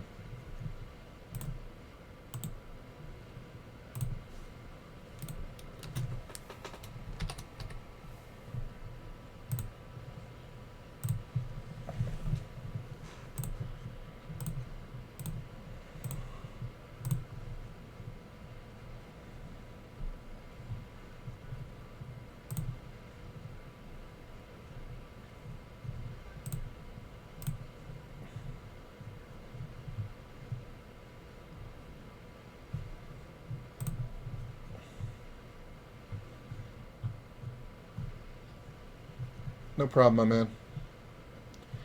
I think it's in my favorites. If that's not it, I'm going to check and see where it is. Getting away from jacks for a raise. Yeah, it's the How to Grow 100K bankroll. Yep, that's the one. That's the one that I used.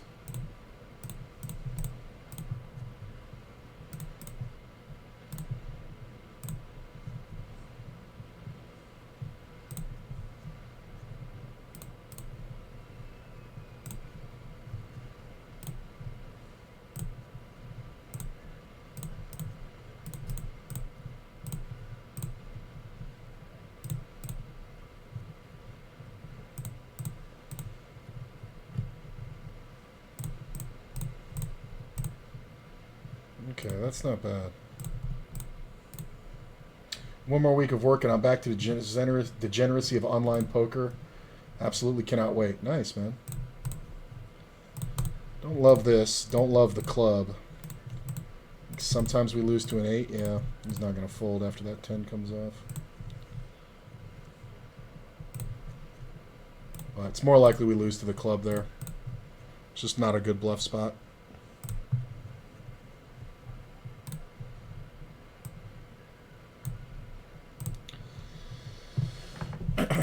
Alright. Can we stack up some wins here?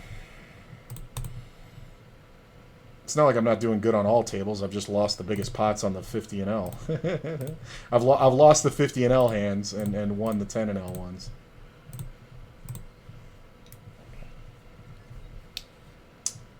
Yeah, bankroll strategy is one of those things that really a lot of players fuck up whole cloth.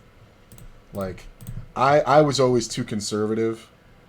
But then again, I was trying to live, you know what I'm saying? So when I was playing live, I always had to sell action, and I really never could get ahead of it.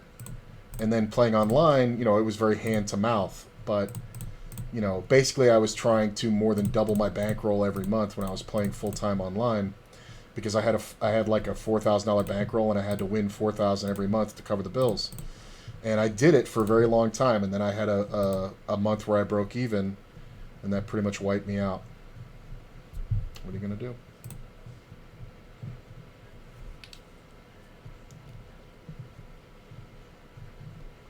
Was there another one? Watch Both obviously was inspired by the aggressive approach. Yeah, I think there is another one by JL. I forget what it's called. But just put in Jonathan Little Bankroll Management, and like 5 of them will come up. He's done a lot of different different ways of doing bankroll management. Okay, this is pissing me off. I mean, this player's only been here for 17 minutes. It just sucks.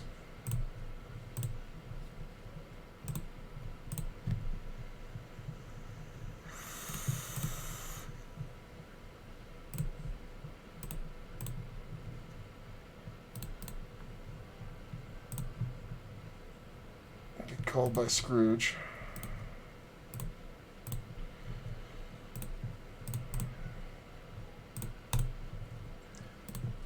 I mean, I don't think he ever folds a queen, but if he was on the 10-9 or 10-jack or the jack-9 or something like that, we can get him to fold. Queen-jack is not going to fold. We're not trying to get him off a queen. We're just trying to get him off a 9 or a 10. So like jack-10 and jack-9, the pair with the straight draw, like there's no reason to lose to that, because he's not going to call the river bet, and we've set it up like we have a queen, so we have to continue telling the story. And yeah, sometimes he's just going to roll over queen jack, but it's just like, okay, he probably should have check raised that on the fucking flop anyway to protect his equity and get to the showdown.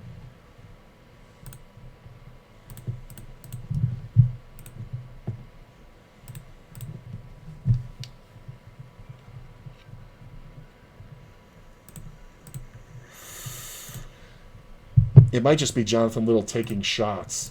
Like, literally, that's what the video might be called. I forget. But he's got a bunch of them. He does these webinars. They're really great. I've never made it to one of them on time in my life.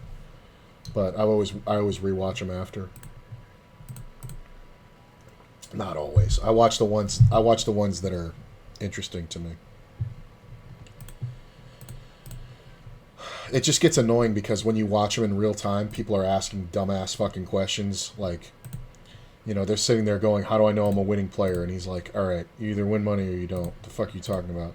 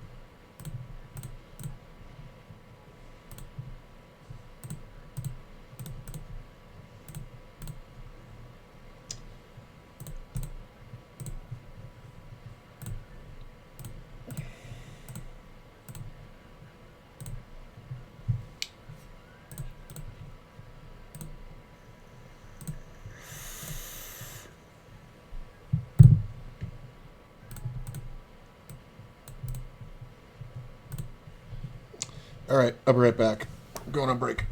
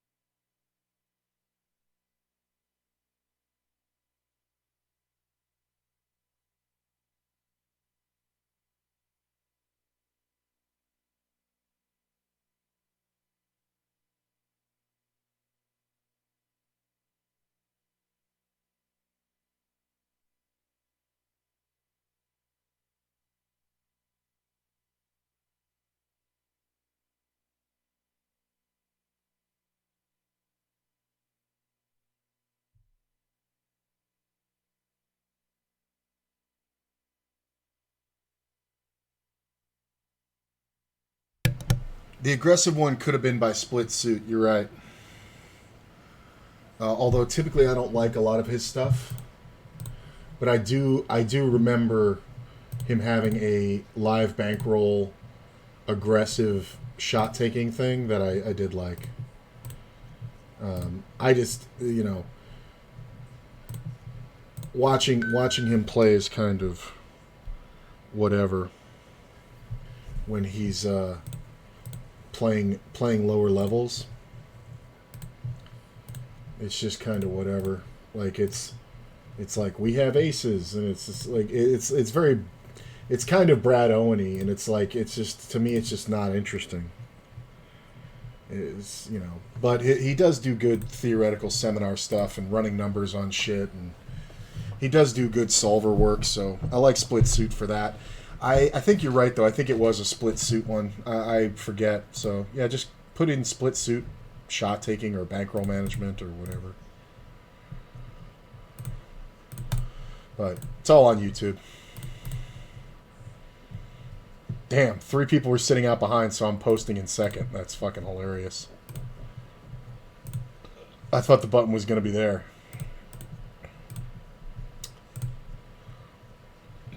Sitting at 8K in this tournament. 64 left. We're in 42nd place. Not bad. This always looks like bullshit. It's so great to get dealt a good hand.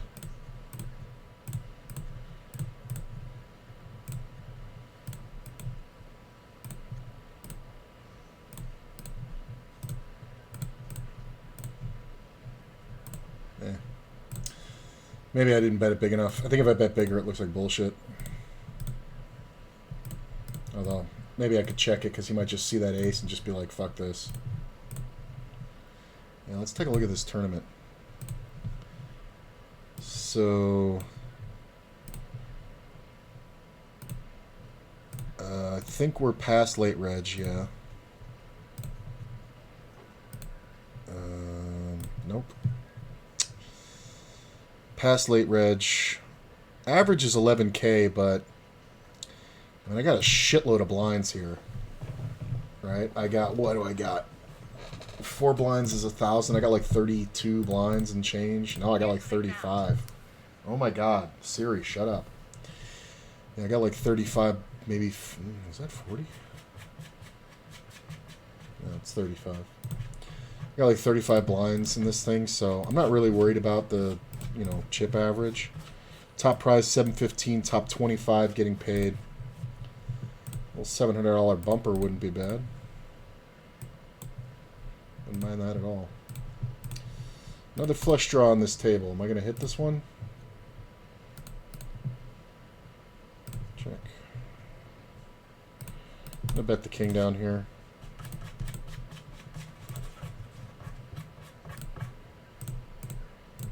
Should we just check this?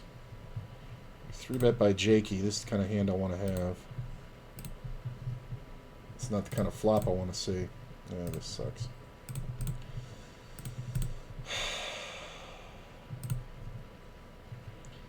Man, I am just getting fucking...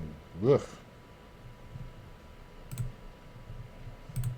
Bad run. I guess I got to tighten up, man. I guess these players are just playing very nitty and tight, which... I don't know why I got called here, but I think checking is better. Because we're going to lose to a 5 sometimes. I don't want to bet into it, but sometimes these players have to bluff. Let's... You know what? This player's in early position. Let's just call.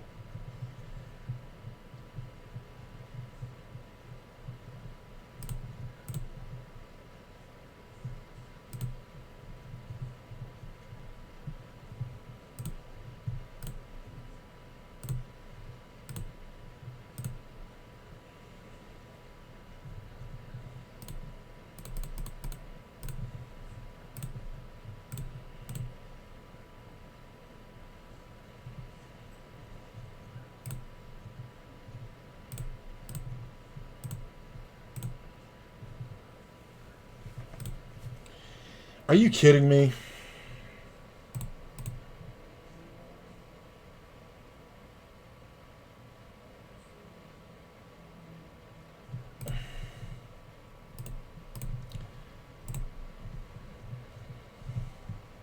God damn it. Well, I'll take a queen, thank you. Hold. Bad move at the right time. My notes on the guy show that he did that with Queen 7, 5, 9, and pocket 10s. So I took away the credit from him. Fuck him. But I got to get lucky sometimes too. I'll take it.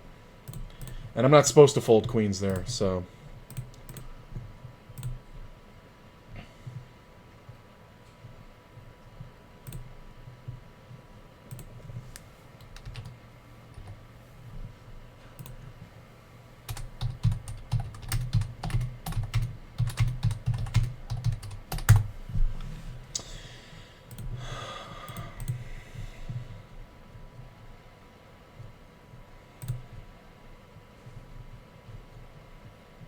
Player's leading out. I am going to raise. Sometimes he's donking right at. But he could be donking at a flush draw. I think we just try to get value here and then go check, check, river. Spade sucks because he can absolutely have spades.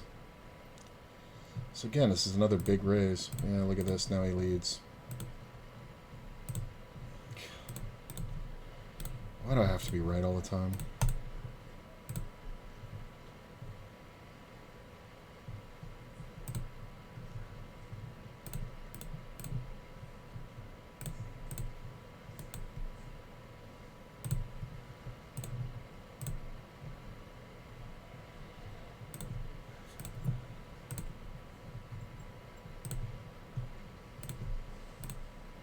Yep.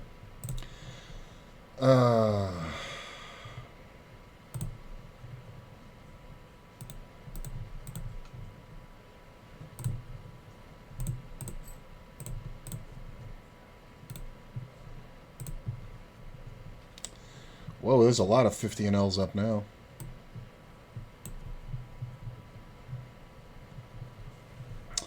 You sent it? All right, I got it.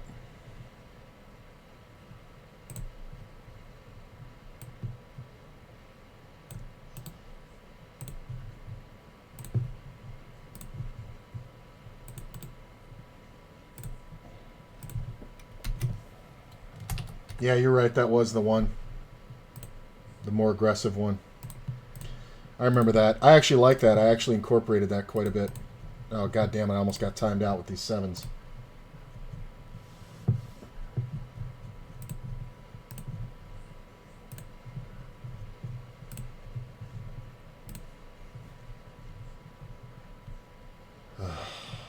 Really?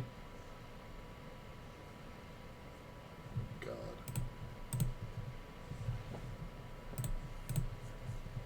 I don't know if my timing made that happen or if he's just a fucking Nimrod.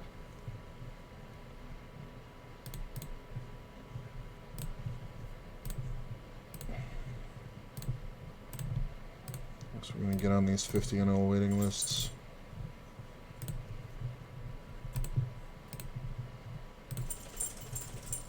Oh, God damn it. I got timed out again.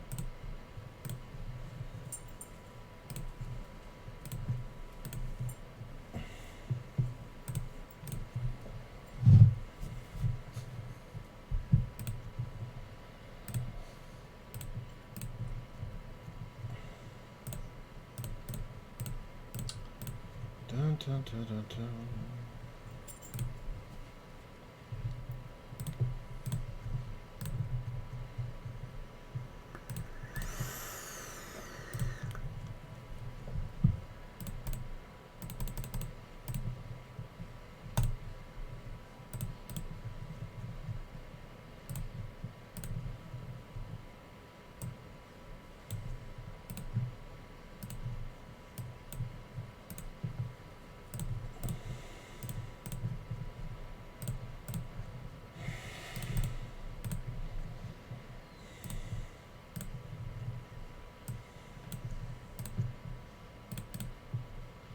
Another 50-0.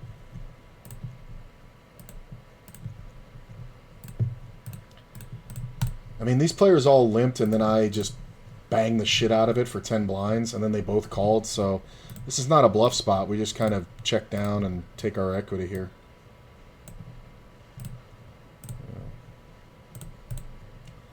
Check. Pocket fives are good. Cold calling pocket fives out of position, never betting. You're hilarious, bro.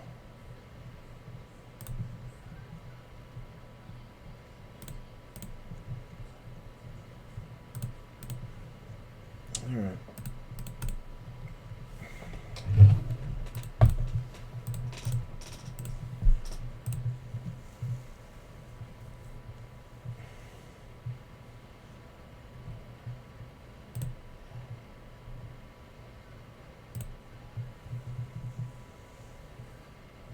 I'm still streaming? Yeah. The stream blipped.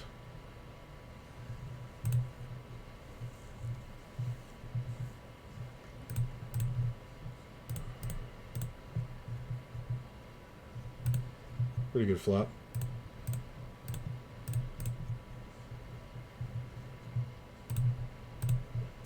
He's going to check a lot of times with the ace-king. He's going to check overpairs. He's going to check good draws like king-10. I think we just keep checking. I have a little showdown value now. If I didn't hit the 9 on the turn, I could have bet. But I guess we just check down. Yeah. That guy only raises his pairs and his monsters that way, pre. It's fine, though. There's no point in betting.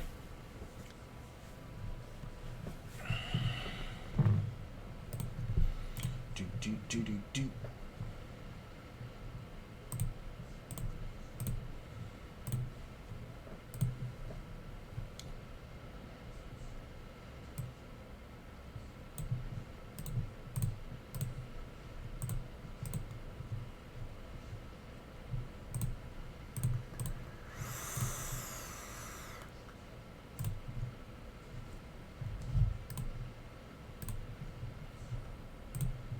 Snap called. Snippity snap.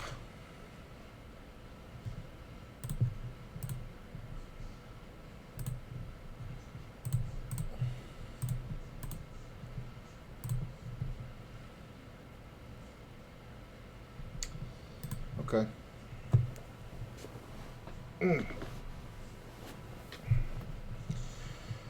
Kink in my back after a very fun night.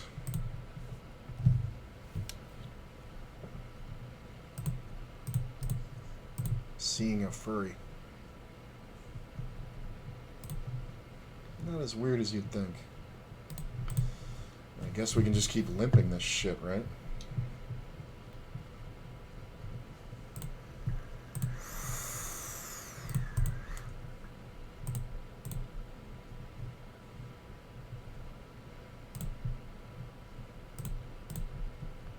small on turn and river if he just calls. Nice. I mean, I have all the equity, but I'm definitely behind, right? Even King Queen has me crushed. Almost the perfect flop. Place that 4 with a 6. I love this limp lead. Like, you fucker! I mean, I felt like he was leading something good, like 2 pair, but this is just depressing. I'm not supposed to call it because he played out of flow.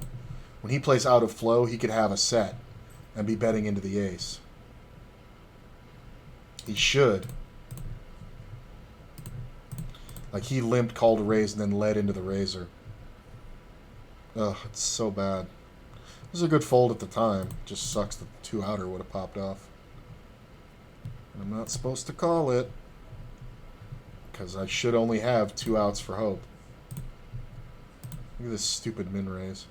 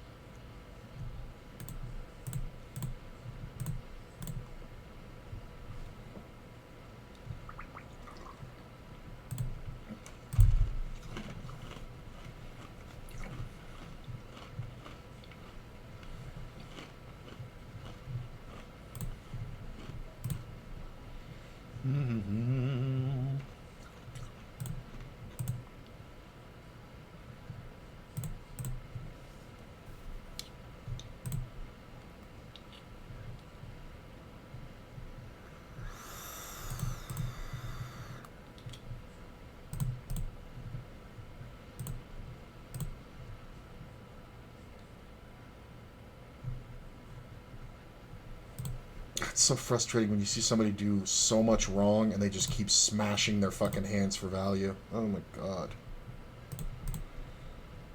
The guy's just making so many good hands.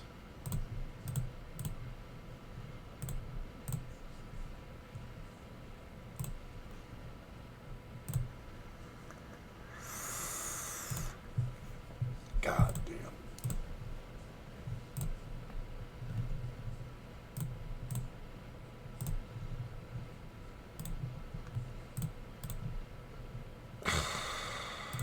Almost a stop and go. If that was any other suit, it's a stop and go. Alright, we got 20 blinds. We need some folds.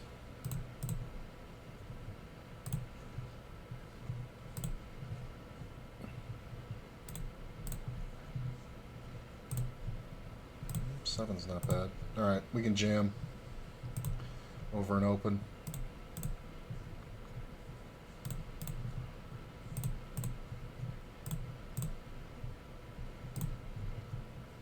I don't know how wide this guy is, but this is the optimal play. Between 25 and 20 blinds.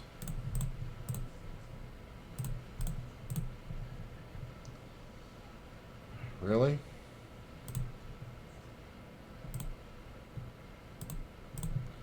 I'm going to 4-bet him one time.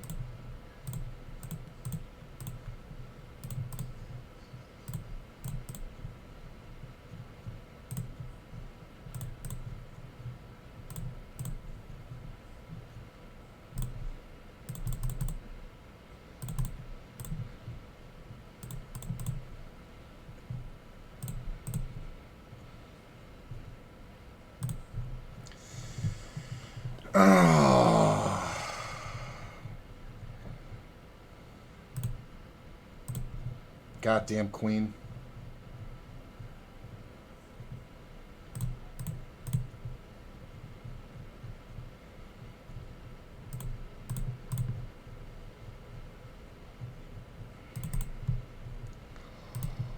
Fucking joke. He fucking flopped it. God damn it, he fucking 3-bet a fucking pair and hit a fucking set on me. And the guy's just smashing everything. It's so brutal. God damn.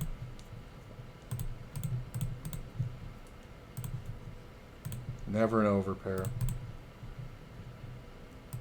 Alright. I'm just going to raise this. This could be a tester, or it could also just be wanting to get it in. God damn it, that sucked! So fucking frustrating. Like, and I can't just fucking jam the turn.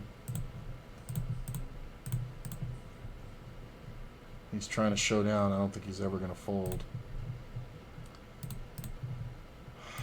Min raise with every pair and then call off a fucking 4-bet. Couldn't have won that one with aces. God damn it. Oh, it sucks so hard. And he put me on ace-king. The bitch of it is that queen is so fucking brutal because if he bets anything, he's never folding. But if he checks, I'm jamming and getting the fold. Look at this. It's just this min-raise bullshit. Like, the guy's running over the table, but it's like he hasn't shown a bluff yet. Everything's been value.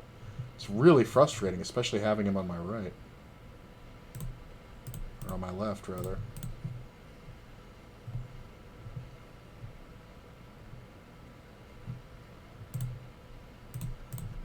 I almost called that one just to see it. Like, I know the ace-10 is never good, but I almost called it just to see it.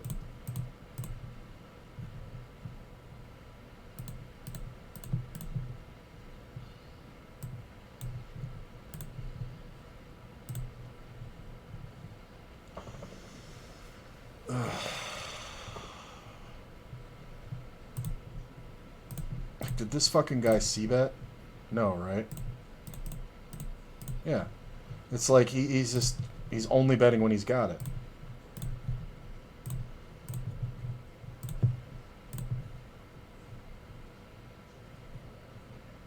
God, I really want a piece of him too, but he just keeps smashing every fucking board.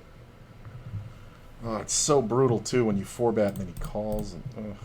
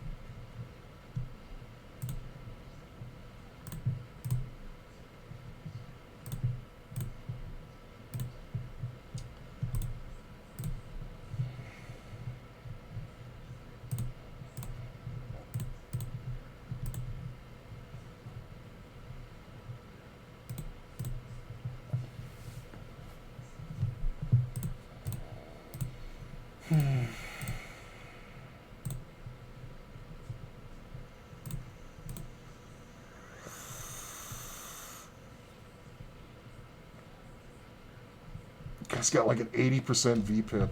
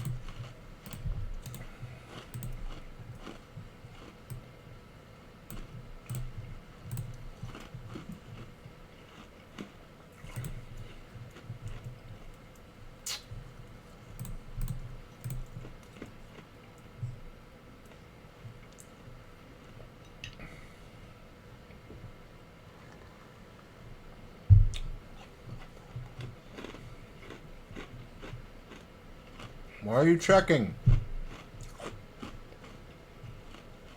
Your check should have been on the flop. So you have exactly ace-queen. You should not be checking here.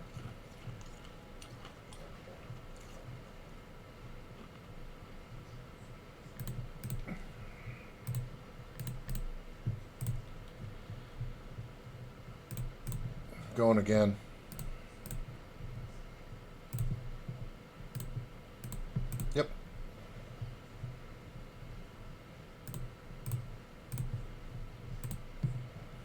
Well, we're going to gamble here.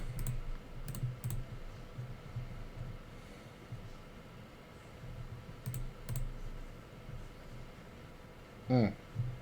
9, a king, or a diamond. And this guy with the aces fucking holds. That's hilarious. That's the 3-1 I want. 9. What's the actual outs? 8, 7, 8, 9, 10. 11 outs to the river. 44% getting 3-1.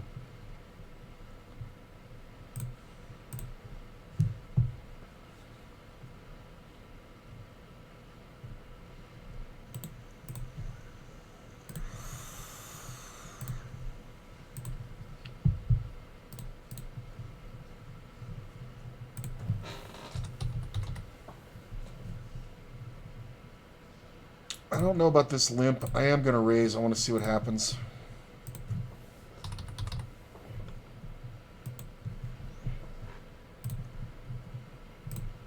I mean, obviously, if we see a re-raise. Wow, what a shockingly great original move. Fucking idiot.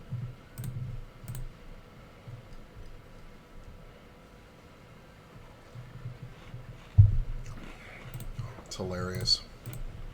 Limp snap jam.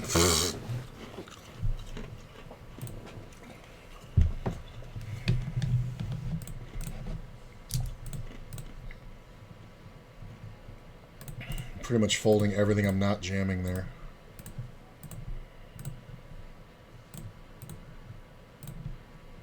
Oh, come on. Hit the fucking straight.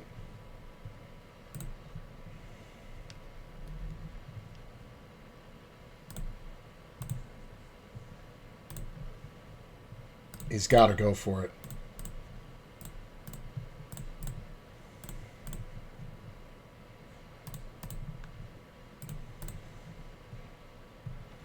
That's how we do it, baby.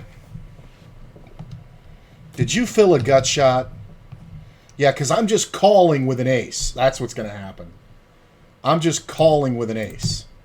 Yeah, I'm going to check call down on that fucking board with ace queen. Yeah, that's actually what's going to happen. Fucking loser.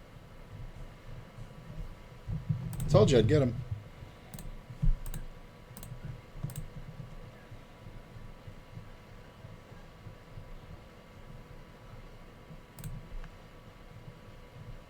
This is kind of weird. It could definitely be a queen or an overpair.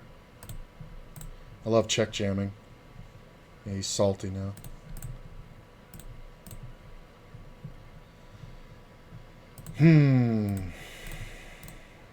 Yeah, it's aces or nothing. Love it.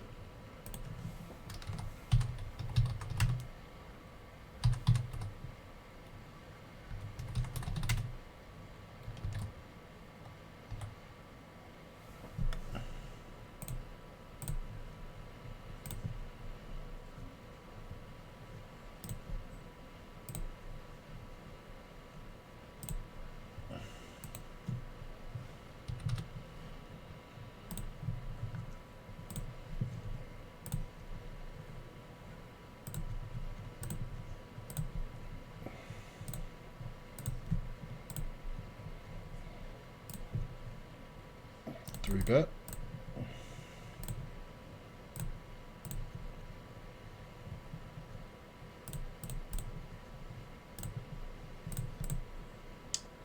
All right.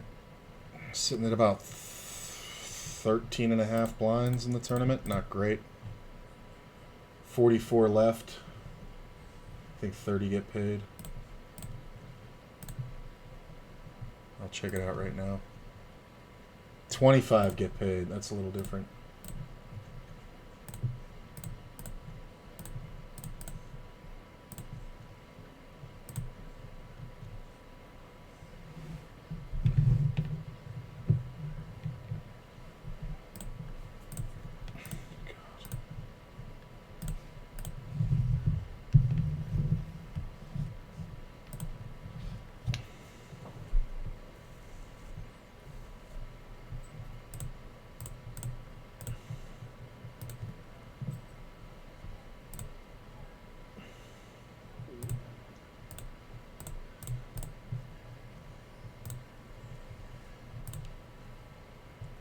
I mean, this is a bad seat. I'm gonna ditch the table, I guess.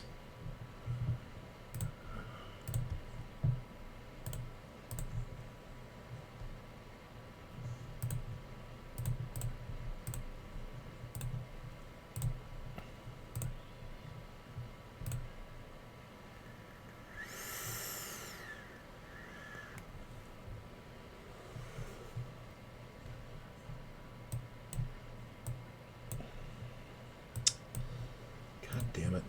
I just can't get anything going in this fucking tournament. Like, I had ace-king once. I had a pair of kings once. I think the kings got... I opened minimum and it got folded. The ace-king I had to call. It was a good call, not jam. This guy behind had aces. And I missed the flop, and I was able to get away. The other guy wasn't.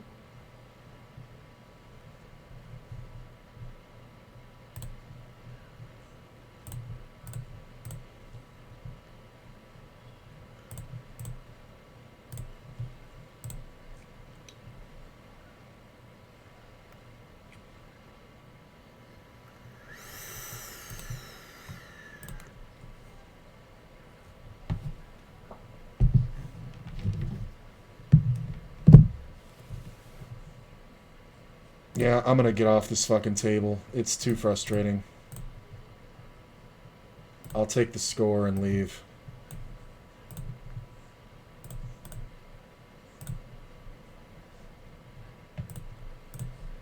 Getting in this one. I mean, this guy opening is kind of whatever because he's opening a shit ton of hands.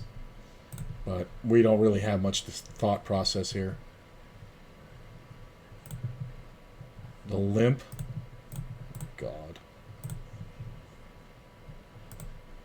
God damn it, I meant to go all in. That's a fucking misclick. Fuck you, that's a fucking misclick.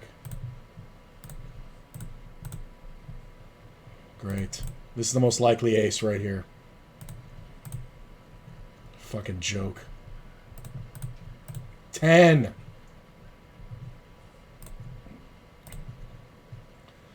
There's gonna be a raggedy ace behind over here as well. This fucking sucks.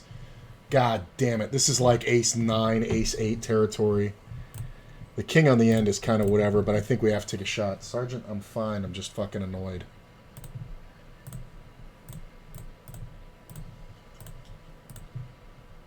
Fucking king, queen, and he calls? You fucking loser. Well, the truth of the matter is he would have called me fucking pre-flop, probably. Fucking misclick. Oh my god. Jesus Christ. Fucking misclick. Check call.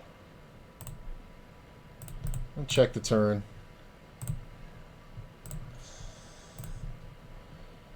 I bet the river. Yeah.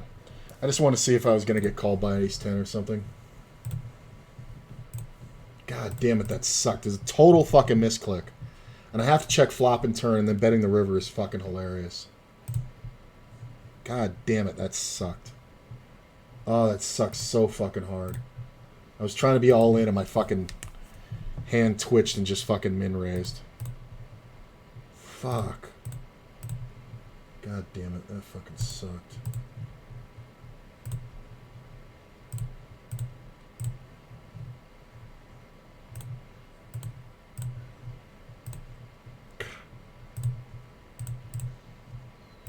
Way to go.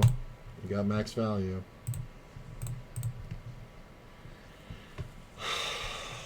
Fuck! That sucks so fucking hard. I'd rather be out of the tournament if I had gotten all in pre-flop and this idiot had called me with king queen. Fold. Alright. There's no small blind, so sometimes this carries weight. Wow, I ran into it. 9 or 8. 9, 8, 6. Come on. Thank you. Pocket fours. Once I jam, you don't even look at that fucking hand.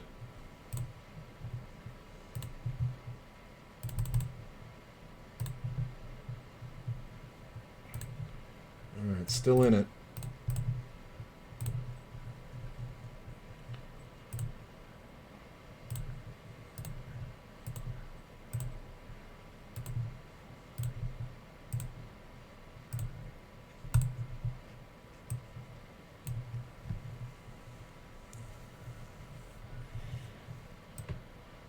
Yeah, I mean it's a cooler, but he's not gonna continue betting without some kind of improvement. He can have a lot of two pairs, and you see the garbage he's opening, but he's just smashing. Like that 7-8 where I bricked the guy out.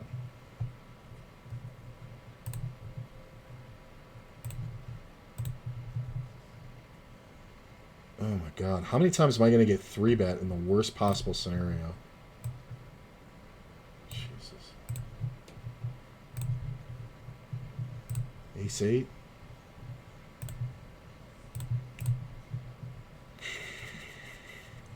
I got time, man. I don't need to do it.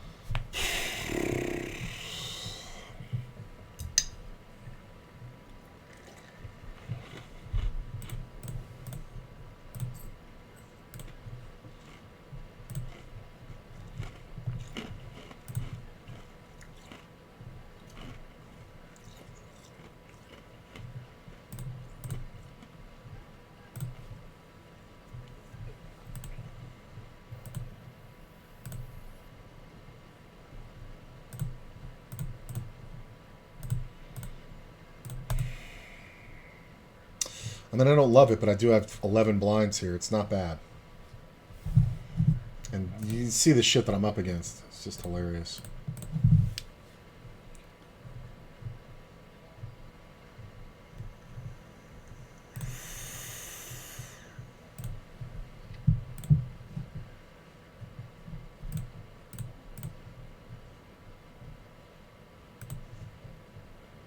Wow, a lot of people just left the game. I wonder why. Just gotta wait for the tables to fill back up. Spades are okay.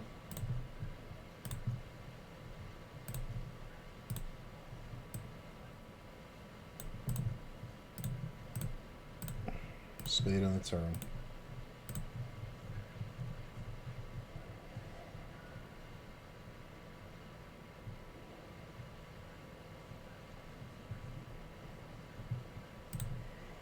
I'm going to try to blocker bet him. See if he raises an ace. Yeah, he called.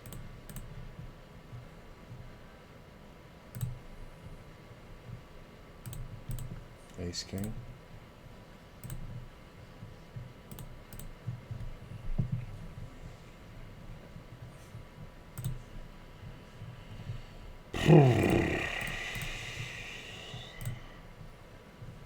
All right. Come on, fold to me. Fold. I need folds. God damn it. 12K, you're all in for 25 blinds, just dead? I'm racking my brain. I don't know what hand that's a good idea to do that with. Like a good hand or a bad hand, I honestly don't know. Ooh, flop the strizzle. That sucks. I'm just going to raise right here.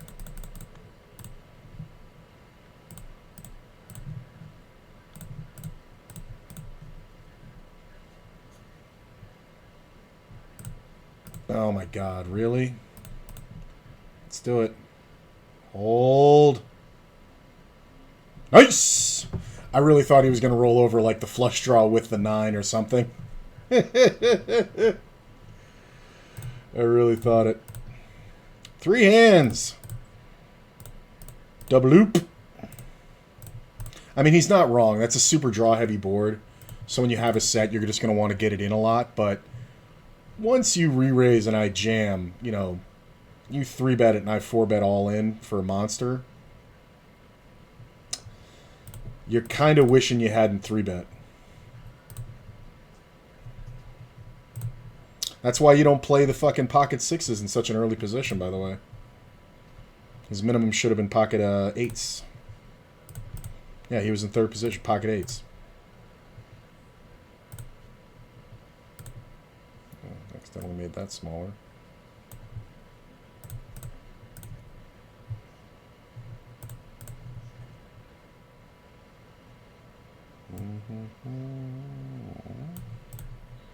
Check. Check.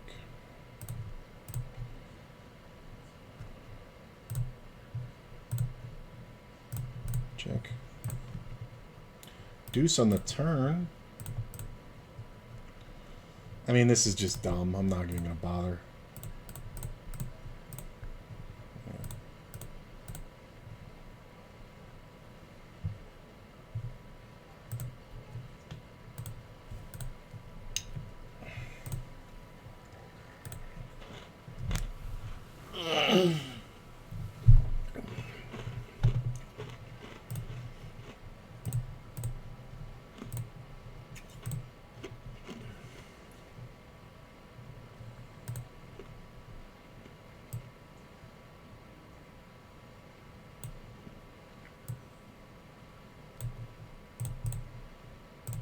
What time is it? 3:38.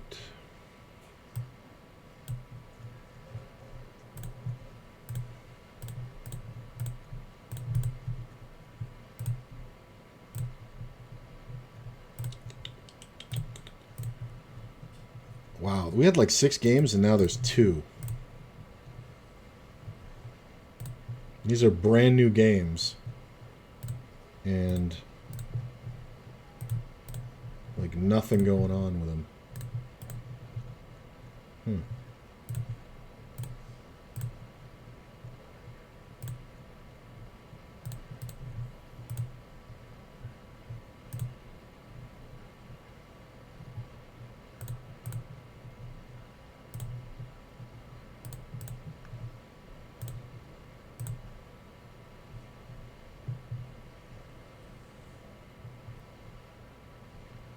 Three bet?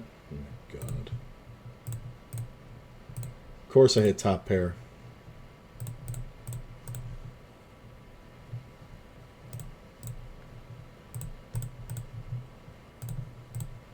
I'm just gonna jam aces now. Wow, 3-bet ace king and was smart enough to check it down even with that small stack.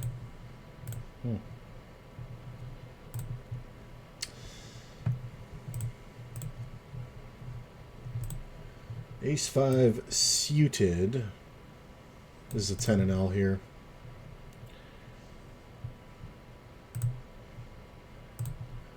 Yeah, I'm jamming. If nobody raises. It's not an awesome scenario, but I mean, I guess I could check, right? Can I check this one? Yeah, I can.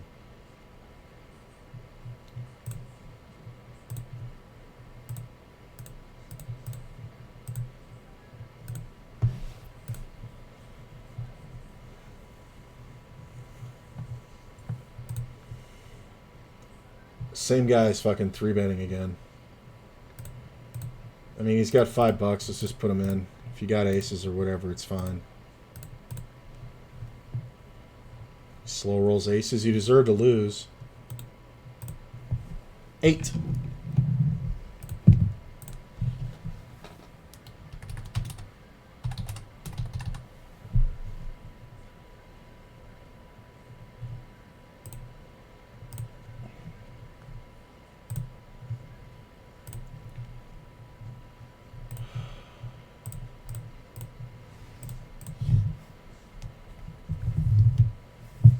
Okay. 5 and 5/6 the blinds. We're going. All right, we got a raise from the guy we want to raise from too. It's pretty big too. So this should be a pair a lot. It's going to be hands like ace queen too. Well, re-raise, jam. Wow. Look at the tens. Unbelievable. Unbelievable. If the game plays normal where he folds because he's supposed to and then I just jam, the fives call off and we're in this thing. Ugh. So I go out 35th, 25 get paid. That tournament never really got anything going for me. Guess we'll put the 50 and L up here. Not a lot of tables, man. Like, I'm glad I'm playing 10 and L because there's like no 50 and Ls. I do have to pee. What time is it? It is 3:42.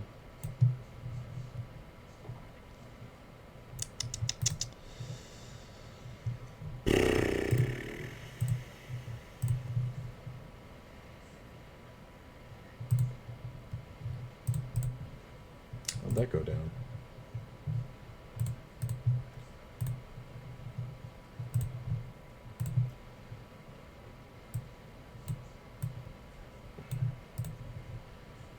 So this was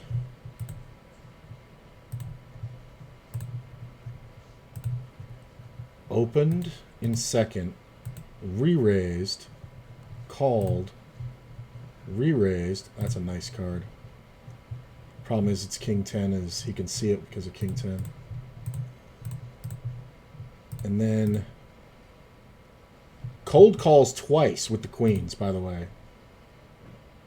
And then there's the flop, bet, call, queens. It's hilarious.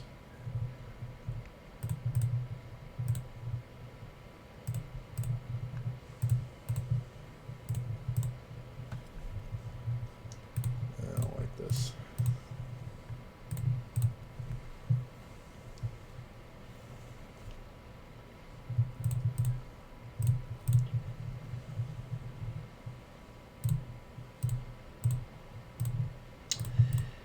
Yeah, I think I'm going to call it. Let's see where we're at. I want to play another session tonight, and I actually want to play a tournaments later tonight. So let's see where we're at here.